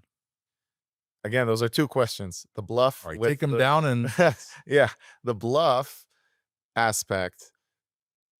We have to separate alliances from, like, the EU isn't just an alliance, it's a union. It's like saying that that the United States, Canada, and Mexico share some kind of inherent relationship, and so they should have one governing body. It's not to say that they're a North American alliance and they should probably defend themselves. Having an alliance isn't like being part of a government structure. And so I do think that globalist things prove themselves wrong. That's why Brexit happened. That's why people need to respect their institutions, and they need to have their relationship with their country and not with some higher body that doesn't have to do with anything. I think that is a bluff. I think that is proving globalism over the 20th century and the beginning of the 21st is proving that it's not something that people adhere to. But alliances amongst the West are things that need to be strengthened, but it needs to come from every side. And that leads to Israel. I think one of the conversations, for example, that's happening with the American right regarding Israel, the Groyper movement, the woke right, what they're arguing is that Israel is eating from America's golden table, and it is enjoying the fruits of America's labor with organizations like AIPAC that are funded, and they shape American policy to defend Israel. What they don't understand, and of course they point to the $3.8 billion that we get, that Israel gets from the United States as a credit service. The reason I say that is because it's important to reiterate that the money that Israel gets for the United States is money that goes back into the U.S. economy, that it buys American product, that it has contracts with the United States, that it has to spend the American money within the United States, which not only creates jobs and sells their product, etc., but then we test their gear, we share intelligence, and we hold American Western interests in a very hostile neighborhood, which is called the Middle East. America and Israel are allies. And Israel, I think both sides, we need to understand that there is something not just utilitarian that we serve, which is American, Israeli, Western dominance in the world, this hegemony, regional or world, and a world stage like the United States. It's that there is something that we share in common. There are values that make us who we are that we need to defend. And that relationship should be held in a way of an alliance and not dependency. I like what you're saying. It's the realignment of the U.S.-Israel relationship it's not that Israel, that the lack of other, perhaps, strength of other alliances around the world will cause Israel to kind of be stranded. We need to realign the Israel-U.S. relationship beyond utilitarian goals and more into the shared moral values that we share between these two nations. Is this what you're saying? I'll clarify. I said that there are two aspects that need to be remembered. We can't forget the values that we share with the United States, which make us, which have that sense of relationship that we need to protect. It's more than that. We need to shift our dependency, which is what Bibi spoke about over a span of 10 years. We're supposed to completely be off the American support. I think Israelis who understand the picture that we're having a credit system where we give way more than we're paid for with that 3.8 billion, we should have a fair relationship. We don't need to question every single move we make before we make it because we have strings attached. And the United States should respect that like Israel respects it with the United States. My point is, like we differentiated before with NATO and the EU, we are allies. We're not dependent on the United States.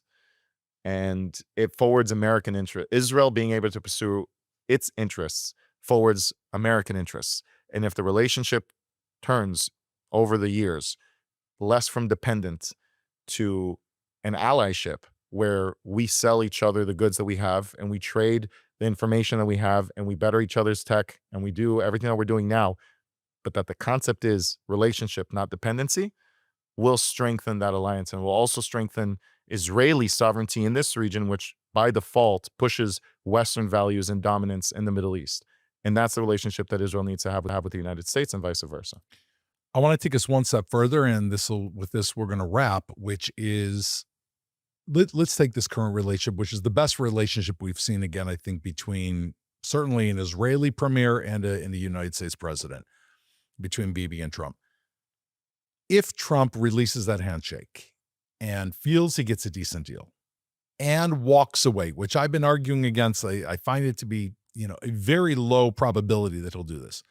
If he walks away with a deal that's better than the Obama deal, meaning everything's better than the Obama, everything, that it doesn't take much, but it needs to stop enrichment. It means the key will be their ballistic missile program, which Rubio himself is openly spoken about and acknowledges that this existential, and that they're supposedly not going to grow their proxy regime with Hezbollah, Hamas, the Houthis, the ring around Israel. Let's just say that if Trump was to walk away and he was to leave that intact and say, okay, I got to win, which may carry through to the end of his presidency, where does this leave Israel? Trump walks away if he makes a deal with Iran, and we know that they're going to, and Israeli intelligence shows that they're continuing enriching, sees that they're moving forward with the proxy program, sees that they're still building ballistic missiles, which is conceivable that we would release that. We had that in 1983. Okay, and so what did we do? Bombed the facilities in Iraq. Correct. Right. Similar threat from someone who we don't know if we're going to be able to attack or not, if we can depend on our allies to do it for us. The scene from The Godfather with that Vito is christening his niece or something, and while he's denouncing Satan, every one of his enemies is taken out while he's having this scene. That is exactly what I was thinking about when Bibi went up to the UN and gave his speech while he gave the green light to go and take out Nasrallah a minute before. It's better to apologize than to ask for permission. We, as much as Westerners who don't live here and don't understand the fact that we wake up to sirens, that we have to think twice, sorry, we have to conceal carry. We have to be prepared for the fact that our mixed cities with our lovely neighbors might turn on us like they did in 2021. They might turn on us like they did in 1929 or 1935 or in 1948 or 1967, 1973. We can't count on our neighbors' lack of ambition. And our lack of ambition won't lead to theirs. So we need to be prepared for our enemies to strike. And that means peace through strength. That means that if we see the threat, we need to attack. And with Iran, I also think the main point for this conversation is the eerie sense of what the heck is Trump doing right now is the same feeling we had in the days leading up to June 12th. And so I don't think that that's going to be the case, that he's going to back off. I think the tens of thousands that were massacred by the Iranian regime is something that he can't ignore. And Trump is the FAFO president, and they FA'd. So they're going to find out, I believe. We don't know the future, but it doesn't make sense that Trump is suddenly going to change everything. If the crazy scenario where Trump does not respond after all of this, Israel needs to do what it's always done best, which is take care of its own. I want to summarize by saying, if Tehran mistakes that handshake for weakness, most likely they're going to be very, very surprised. God willing. God willing. Thank you, Rafi, for joining me. It's been an absolute pleasure. I look forward to having you back on. And to our audience, this is a deep insight into the events that are shaping the world today. This is happening day by day. There's news happening. I'm sure by our next podcast, the Middle East is going to look a little bit different than it looks right now.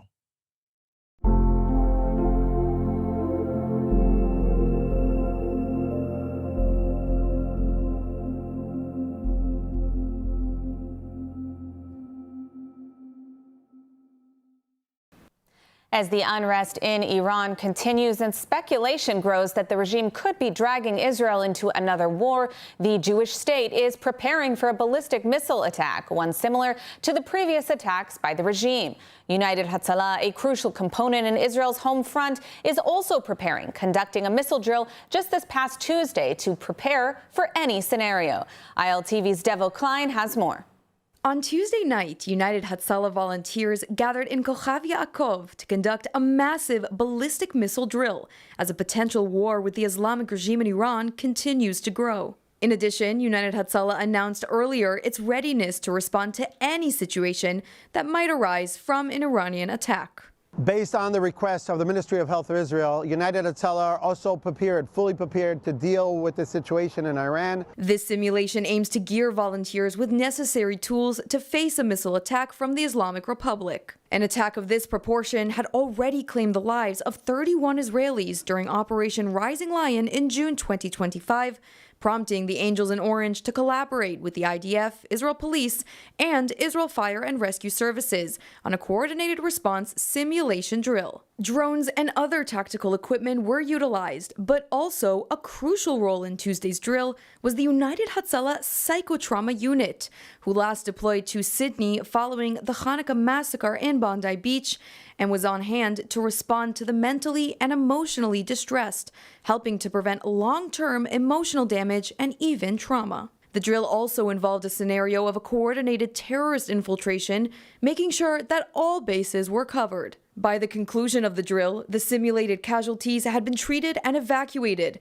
the infiltration scenarios have been resolved, and command centers had helped detailed operational debriefings. The community quickly returned to routine, but the lessons drawn from the exercise remain immediate and sobering. In Israel, where the civilian front is inseparable from the battlefield, preparation is not theoretical, it's the difference between chaos and control when the unthinkable happens. United Hatzalah are fully prepared, our command center, our 1221 dispatch center, and all our volunteers all across Israel are ready to deal with this situation. During the first meeting of President Donald Trump's newly formed Board of Peace, the U.S. president laid out an ambitious post-war plan for Gaza, but also raised significant questions for Israel. ILTV's Steve Leibowitz explains. President Trump announced a $10 billion U.S. contribution to the initiative and said 9 countries have pledged a combined $7 billion for Gaza relief and reconstruction. The board, under the President Trump leadership, will advance the full implementation of the 20 points plan without delay, ensuring fairness and justice for both Palestinians and Israelis. In this spirit, Qatar pledges $1 billion in support to the board mission aimed at reaching a final resolution that fulfills Palestinian aspiration for the statehood and recognition, and the Israeli aspiration for security and integration. Former British Prime Minister Tony Blair and U.S. envoy and Trump's son-in-law Jared Kushner explained how the initiative is envisioned. This is a vision of Gaza as part of a Middle East at peace. Not a phony piece of declarations no one means and agreements no one intends to keep, but a genuine commitment to a region where, whether you're a Muslim, Jew, Christian, of any faith or none, you can rise by your own efforts and feel your government by your side, not on your back. We are here to help the people of Gaza, to lift them up and give them every opportunity to succeed. And we really see this as a partnership with them and with the Israelis to see if we can create an environment that can be peaceful, that can be functional, that can offer people the opportunity to really live a better life. And I think you've seen some of the work today, and hopefully we'll be successful. Like I said, the last one, failure is not an option. Trump unveiled plans for an international stabilization force with Indonesia, Morocco, Kazakhstan, Kosovo, and Albania committing troops. The force is expected to deploy first in Rafah with a long-term target of 20,000 soldiers and 12,000 police. Egypt and Jordan are set to help train security personnel. Indonesia confirmed it will be sending troops, but insisted it will not be to disarm Hamas. Trump said the board would help oversee reconstruction and even look over the United Nations, signaling a shift away from traditional UN-led mechanisms. Several close U.S. allies have so far declined to join amid concerns about structure, funding requirements, and political influence. For Israel, the implications are significant. A foreign-led stabilization force in Gaza could reduce direct IDF burden, but also raises questions about security coordination, the disarming of Hamas, rules of engagement, and who controls post-war governance. But as Secretary of State Rubio pointed out, there is no Plan B. We want to talk a little bit about the strategic vision of this organization. We have to get this right. There is no Plan B for Gaza. Plan B is going back to war. No one here wants that. Plan A, the only path forward, is one that rebuilds Gaza in a way of enduring and sustainable peace, where everyone can live there side by side with one another and never worry again about returning to conflict, to war, to human suffering, and to destruction. Some 80,000 Muslim worshippers gathered at Al-Aqsa Mosque this weekend for the first Friday prayers of Ramadan, the largest such gathering since last year, with police deploying thousands of officers across Jerusalem's Old City. Despite heightened tensions and strict entry limits, the prayers ended without major incident. ILTV's Devil Klein has more. Under heavy security, tens of thousands of worshippers filled the Al-Aqsa compound on the Temple Mount for the holy month's first Friday prayers. Police set up roadblocks, deployed border police in force, and used advanced surveillance measures to prevent unrest at the sensitive site, sacred to Muslims as Al-Aqsa and to Jews as the Temple Mount. Israel allowed some 8,500 Palestinians from Judea and Samaria to enter Jerusalem through checkpoints, below the 10,000-person cap announced ahead of Ramadan. Only men 55 and older, women 50 and older, and children 12 and under, accompanied by a close relative, were permitted to enter. The Islamic Waqf, which administers the site, said 80,000 attended, down from 90,000 last year and far below pre-2023 war levels when hundreds of thousands participated. During Ramadan, Israeli security forces will remain massively boosted in and around Jerusalem to maintain order at sensitive holy sites and prevent violence. As worshippers exited through heavily guarded gates, including Lion's Gate, authorities say the day concluded orderly, a carefully managed start to Ramadan in the Israeli capital city, where religion and security remain closely intertwined.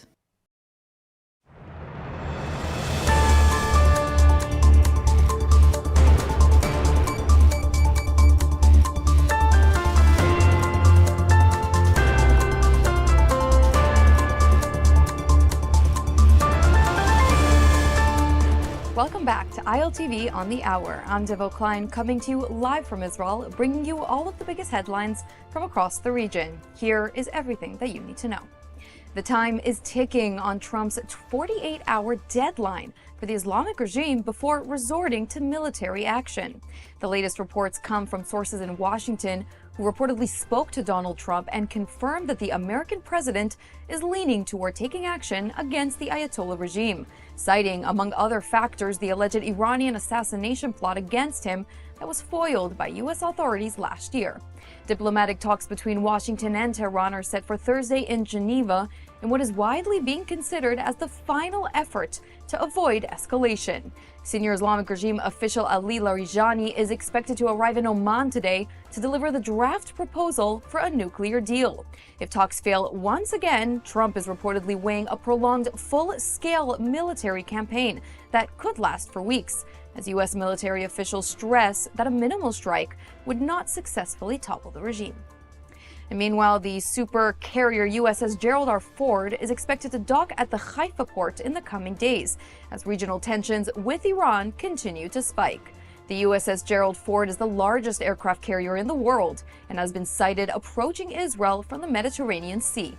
Other American military assets are arriving in Israel. Refueling, transport, and cargo aircraft have been deployed to Israeli airports and ports, and another 2 aircrafts have also arrived in Israel in the last half an hour. Refueling planes and C-17 Globemaster heavy transport aircraft were also spotted at Ben Gurion Airport, part of a broader American military buildup across the region as Jerusalem and Washington prepare for escalation. And in a separate report, the British Financial Times are reporting that despite the USS Gerald Ford being in the region, the United States' striking capabilities are still limited. Quoting an Israeli intelligence officer who observed American assets in the region, the report continues to say that the United States can either go all out in a campaign that could last only 4 to 5 days or conduct limited strikes in a campaign that could last a week. And news from within Iran, a military helicopter has mysteriously crashed into a fruit and vegetables market in Isfahan, reportedly killing 4. The crash claimed the lives of 2 pilots and 2 market vendors and started a fire which has since been extinguished. Authorities are still looking into the cause of the crash, as answers have yet to be given. And a photo now making rounds on social media of Basij forces inside Iran preparing to tackle student demonstrations for the 3rd day.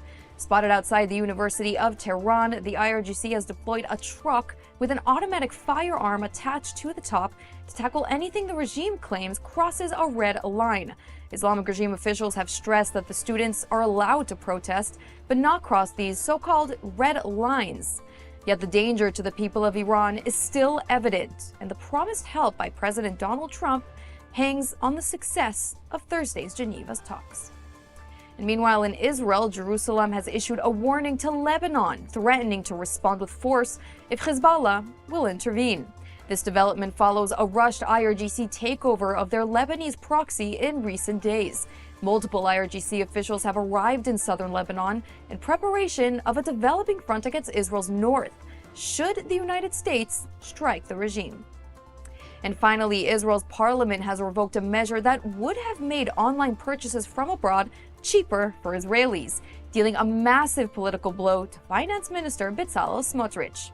In a 59-25 vote overnight, lawmakers overturned Smotrich's order that raised the tax-exempt threshold on personal imports from $75 to $150, waiving the 18% VAT on many online purchases from sites like Amazon and Temu, a move praised by online consumers, but also opposed by small business owners and local vendors. And before we go for now, I've got some exciting news. You can now get Israel updates on our WhatsApp channel. That's breaking stories, live updates, and verified reports, all delivered fast and accurate straight to your mobile phone. Just scan the QR code that's on your screen now to join.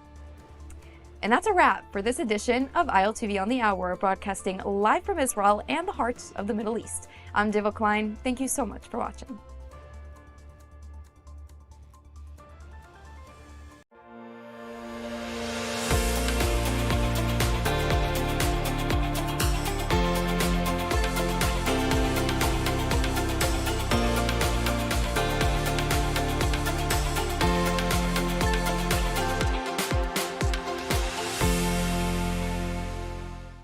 For years, we have been lied to about the Middle East, Israel and Gaza. And today, 5 stories that could reshape the Middle East, and almost no one is connecting the dots.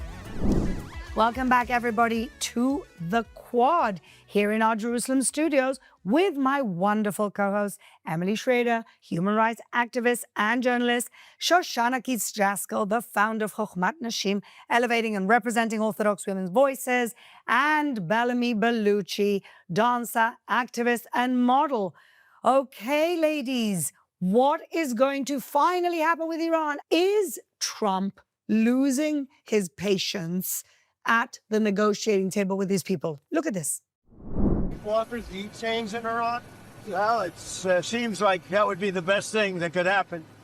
For 47 years, they've been talking and talking and talking. In the meantime, we've lost a lot of lives while they talk, and Legs blown off, arms blown off, faces blown off. Tremendous power has arrived. And additional power, as you know, another carrier is going out shortly. So we'll see it out. If we could get it settled for once and for all, that'd be good. What do you want it for both? What? Would you want to take over? I don't want to talk about that. So that's a mixed bag, right? So that Shoshana, he's saying basically the regime needs to be changed. They're cruel. They've been killing their own people. Is there anybody else? I'm not sure. What do you think? Trump is losing his patience? I don't think it's an issue of patience with him. What is it? I think it's whatever his strategy is, and I don't pretend to know what his strategy is. I think he's going according to Trump's plan. I don't think he What's actually. Trump's plan? Well, that's the thing. I don't know. We don't know yet. I'm saying I don't think it's an issue of he really expects them to come to the table. A tiger doesn't change its spots or stripes or whatever that stupid idiom is. And a scorpion is a scorpion and blah, blah, blah. And I don't think he actually thinks it's going to change. I think he's got a plan and he's sticking to his plan. And whether, the only thing that could stop Trump at this point, I think, is if the Iranian regime came down and said, we're just going to step down. We're going to take a retirement and vacation. I think Trump's going to do something. I don't know when or what. Don't look at me. But I don't think it's an issue of patience. And then the other thing that came out, I think it was today or yesterday, is that basically he said to Netanyahu, who's just been at the White House, of course, he said, well, if you want to take out, after we finish these negotiations, if they don't decide to disarm, which, come on, they're not going to, a scorpion will always be a scorpion, then you guys can go for it. We'll back you up. It's almost like he's pushing us to the front again, which is very Trump, especially with midterms coming up. Do you think that Netanyahu's visit change his mind, or you think this is the same old Trump? What do you think? I don't think that it changed his mind. I was saying earlier to Emily that it's the similar thing of saying Israel will have to preemptively do something in order for Trump to then go, well, maybe now I might come in, maybe now the U.S. might. Like the last. But then making sure that there's everything that would be needed to push against them. But Israel has to do something first because that works in his favor. Sure. It's really incredible because I've just got to go back to this wonderful man, Menashe Amir. He literally said to me 3 weeks ago, this is the playbook. And everything he said to me is happening. They're going to negotiate. They're not going to get anywhere. And then they're going to want Israel to go first. And it's almost like it's all playing out. As long as the people of Iran are liberated and we get rid of this, this terrible threat to the world, then I don't care which way it happens, as long as, of course, the fewer casualties as possible.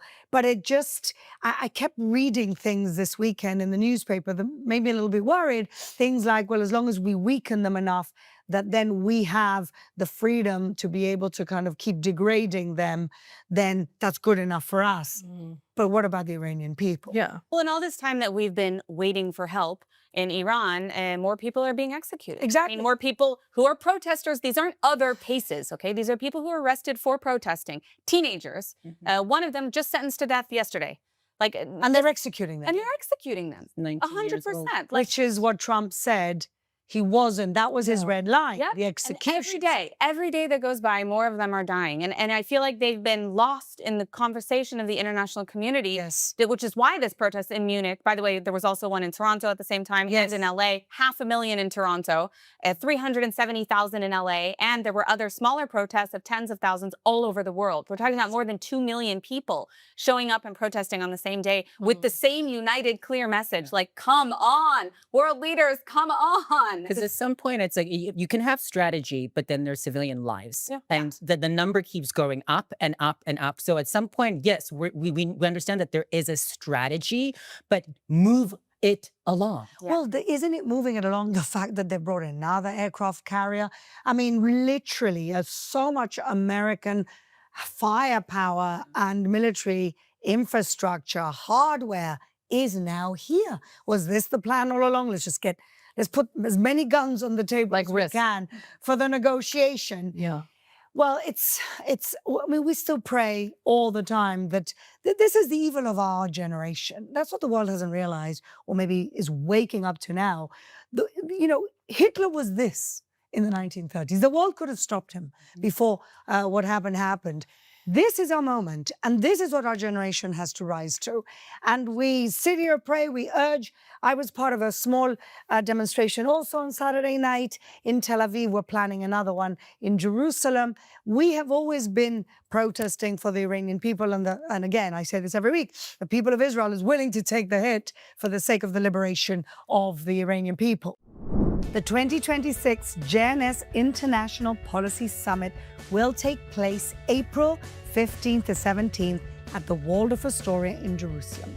Register today at jns-summit.org and use the coupon code JNSTV, that is JNSTV in capitals, one word, to receive 20% off all tickets. I look forward to seeing you in Jerusalem. We will all be there.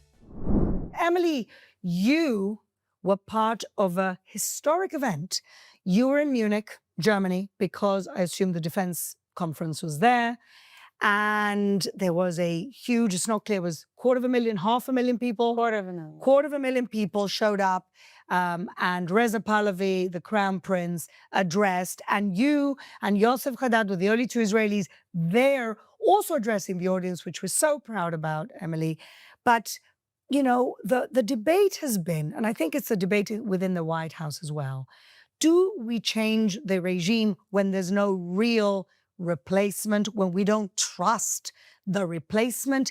I mean, shouldn't that Munich rally have been really the answer that everybody's looking for? You have all these people in the diaspora. You have the people within Iran saying Reza Pahlavi, shouting his name, and still people are not convinced that there's a replacement.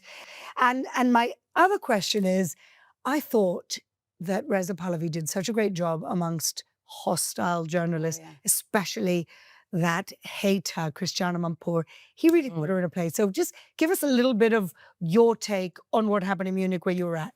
Yeah, well, I mean, Munich was amazing, first of all, to be around so many people who support Israel. Just that alone was very impressive to me. It's the first time that I felt safe walking around with an Israeli flag on my back in Europe for as long as I can remember. Because everywhere in the city you see Iranians. And the strange part is that, like, as you're walking, instead of like anticipating people being hostile, potential attacks, people cursing at you, we're walking by, all of these people from the Middle East who are walking by me and with Iranian accents, with Persian accents are saying, Am Yisrael, hi, we love Israel, we love Israel. I mean, I've never seen anything. There was no pro-Pali, pro-Hamas backlash there? There were a few individuals, but there's actually footage online now of the police arresting them. Like 3 or 4 people showed up and, 3 or 4 arrests. But the funny part about our protest is that 250 people, 0 arrests, 0 incidents, 1,000, yes, 0 incidents. And you saw people walking around picking up trash after the cleanup, handing out flowers to the policemen who spent their Valentine's Day keeping us safe at this protest. It was really incredible scenes. But what you said about Reza Pahlavi, I think, is really important. And I just want to touch on it because I think a lot of people in the United States and in the Western world don't really understand what he is to the Iranian people. And what they're calling for isn't necessarily for him to be king. They're calling for him to be the transitional leader. And this is something widely accepted by the Iranian community, from left to right. They are uniting behind him. And we see a bias by design, a lot of it from the Islamic Republic itself, campaigning against him in the international community, especially from people like Christiane Amanpour and others in the establishment media that have really had a campaign against this man who genuinely wants to see a better future for the people. Well, also, he's somebody who says it himself. I'm only the bridge. He says it. He's not somebody, and when you look at him, he's not somebody who looks like he's power hungry and wants to be the next dictator. He's somebody who wants to really redeem his people. And I think this has been consistent for years. Yeah. He hasn't changed his position. He's always said this his whole life. And I think that the world needs to listen to him, especially world leaders, and throw their weight behind him for this transition to help guide Iran into a better future. And who were the people there, Emily? Was it all Iranians in the diaspora? Was it a mix of people? Who was there? I know people flew. You guys flew, but I know also the British Persians flew in. Yeah. Who was there? A lot of Iranians from all over Europe. There were people who flew in from a few other places. I would say it was 90% or 95% even Iranians, but we also saw a lot of other allies showing up. Not as many from the Jewish community. It's not that big in unit comparatively, and also it was on Shabbat. Yes. But we did see people from, South Korea coming to show support. We saw people coming from Denmark. We saw people coming from all different communities, and also Ukraine. There were quite a few Ukrainians who came to support the Iranians because they understand, like we do here in Israel. It's just really amazing that the safest you felt in Europe in a while has been in an Iranian protest. And Munich. And in Munich. Exactly. I just wanted to add one more thing that I saw only last night after the protest, and that is that I saw a lot of responses from people inside of Iran. People who were sending voice notes to family members in tears because they were so grateful that the international community, or that the diaspora at least, is standing up, uniting behind one person, uniting behind one demand, and being their voice, which they are physically unable to do right now inside of Iran. And despite that, we saw all night long chants across Tehran and other cities of death to the dictator, and calling for the return of Reza Pahlavi from inside of Iran. Yes. So it's very clear what the demand is here. And the mainstream media doesn't disappoint. I'm being sarcastic. Disappoints every time. They gave a softball interview to the foreign minister of the Islamic Republic, and of course, a hard interview to Reza Pahlavi. You can't make this up. One day, I really, really hope that there's a reckoning on how they were part of this suppression of people. Not just BBC, CNN, unbelievable. And he said, I think Reza Pahlavi, when he was in this press conference, he said, well, what can you expect a question like that from the BBC? So good for him, and good for all of those brave people in Iran. And now let's turn our attention to more lies that are being exposed, that were covered up by the mainstream media, because that seems to be the theme here every single week. And that is the fact that this week, Doctors Without Borders, yes, that unbiased organization, has now finally admitted that Hamas are doing terrorist activities in their hospitals.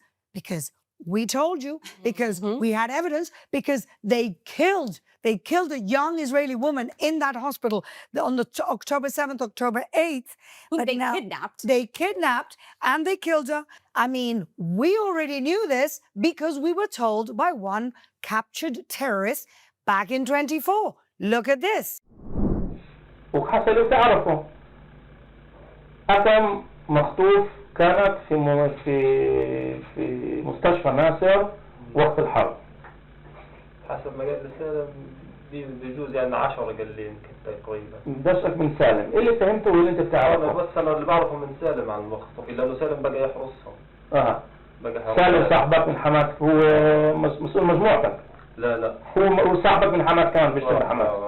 وهو حكى لك إنه في تقريبا 10 مخطوفين في. فهمني كمان مرة كيف حماس بيستعملوا المستشفى، إنه حكيت إنه هم موجودين بالأقسام، صح؟ الأقسام هاي بيستعملوها كمان لنازحين ولا ناس ثانيين. وقت ما حماس موجودين هنا وبناتهم مين؟ هم ماخذين الطرف هيك 3 غرف لهم لحماس. يعني بقلب المستشفى. But one second, it's a bumper week because Oxfam, bumper week for humanitarian aid organizations that were working with terrorists, because Oxfam has also come out this week admitting disproportionate focus on Gaza. Really? From the former CEO, no. From the former CEO, and cries that they were forced or they were pushed into saying genocide before they had any proof. Look at this. But we have to show consistency with other crises that are taking place in the world. And it always felt as though we were disproportionately working around the crisis in Gaza. But other examples include quite strong pushback when we were not ready yet to use the word genocide. Because to use the word genocide, it has to be something that we arrive at with consultation and evidence and good legal advice. And to try and use that term before we're ready as an organization feels quite risky to me. What did that make you conclude about the organization? That essentially it was very hard to hold on to neutrality and impartiality. And I say that as a Muslim woman. So that was very hard to navigate. Well, you know what? Kol hakavod, as we say in Hebrew, well done for a Muslim woman to come out and say, we were pushing to saying genocide before we had any proof, and there was a disproportionate focus on it. Yeah. I mean, I'm exhausted. I'd love to clutch my pearls and act surprised, but oh please, you must be kidding me. And what is it? Is it fundraising season? Do they? Is it because of that? Yes. That they're worried about their galas. They're worried about their fiduciary responsibilities from their board members who are going to go, oh wait, we're losing a little bit of money. We're losing a little bit of focus on what's been our whole thing for years, over and over again. Genocide, Gaza, from the river to the same chants that have literally been advertised, rolled out there, and have antennas around the whole world. Oh wait. Mm-hmm. So what does Sam? It was a cash cow for them. Yeah, well, that's what I'm cynical about. Why now? Why now? When they kept the lie so consistently. I do think that there are a lot of people who are decent people. Okay. And I think when something is sweeping you by and you see this and you see this and everything, there is a sense of getting swept up in something. There is. And also when you have, it's very hard to be that one person calling out, guys, maybe this isn't, maybe this isn't right. Like maybe this is, we have to think a little bit. It's very hard to be that person. In the middle of the drama. Yes, very, very difficult. Some of them did that and they got absolutely smeared. Yeah. Along with, they were called Zionists, they're called traitors, they're called all this crazy stuff, as if Zionism is a bad thing. But they were completely, they were doxxed, they were threatened. Like anybody who spoke out against this mob, this jihadist mob, whether they realize that's what they're advocating or not. Also, would she have even gotten an interview a year and a half ago? Like, think about it. Even if she did. She left, I think. But I'm saying, with this person who's now saying what she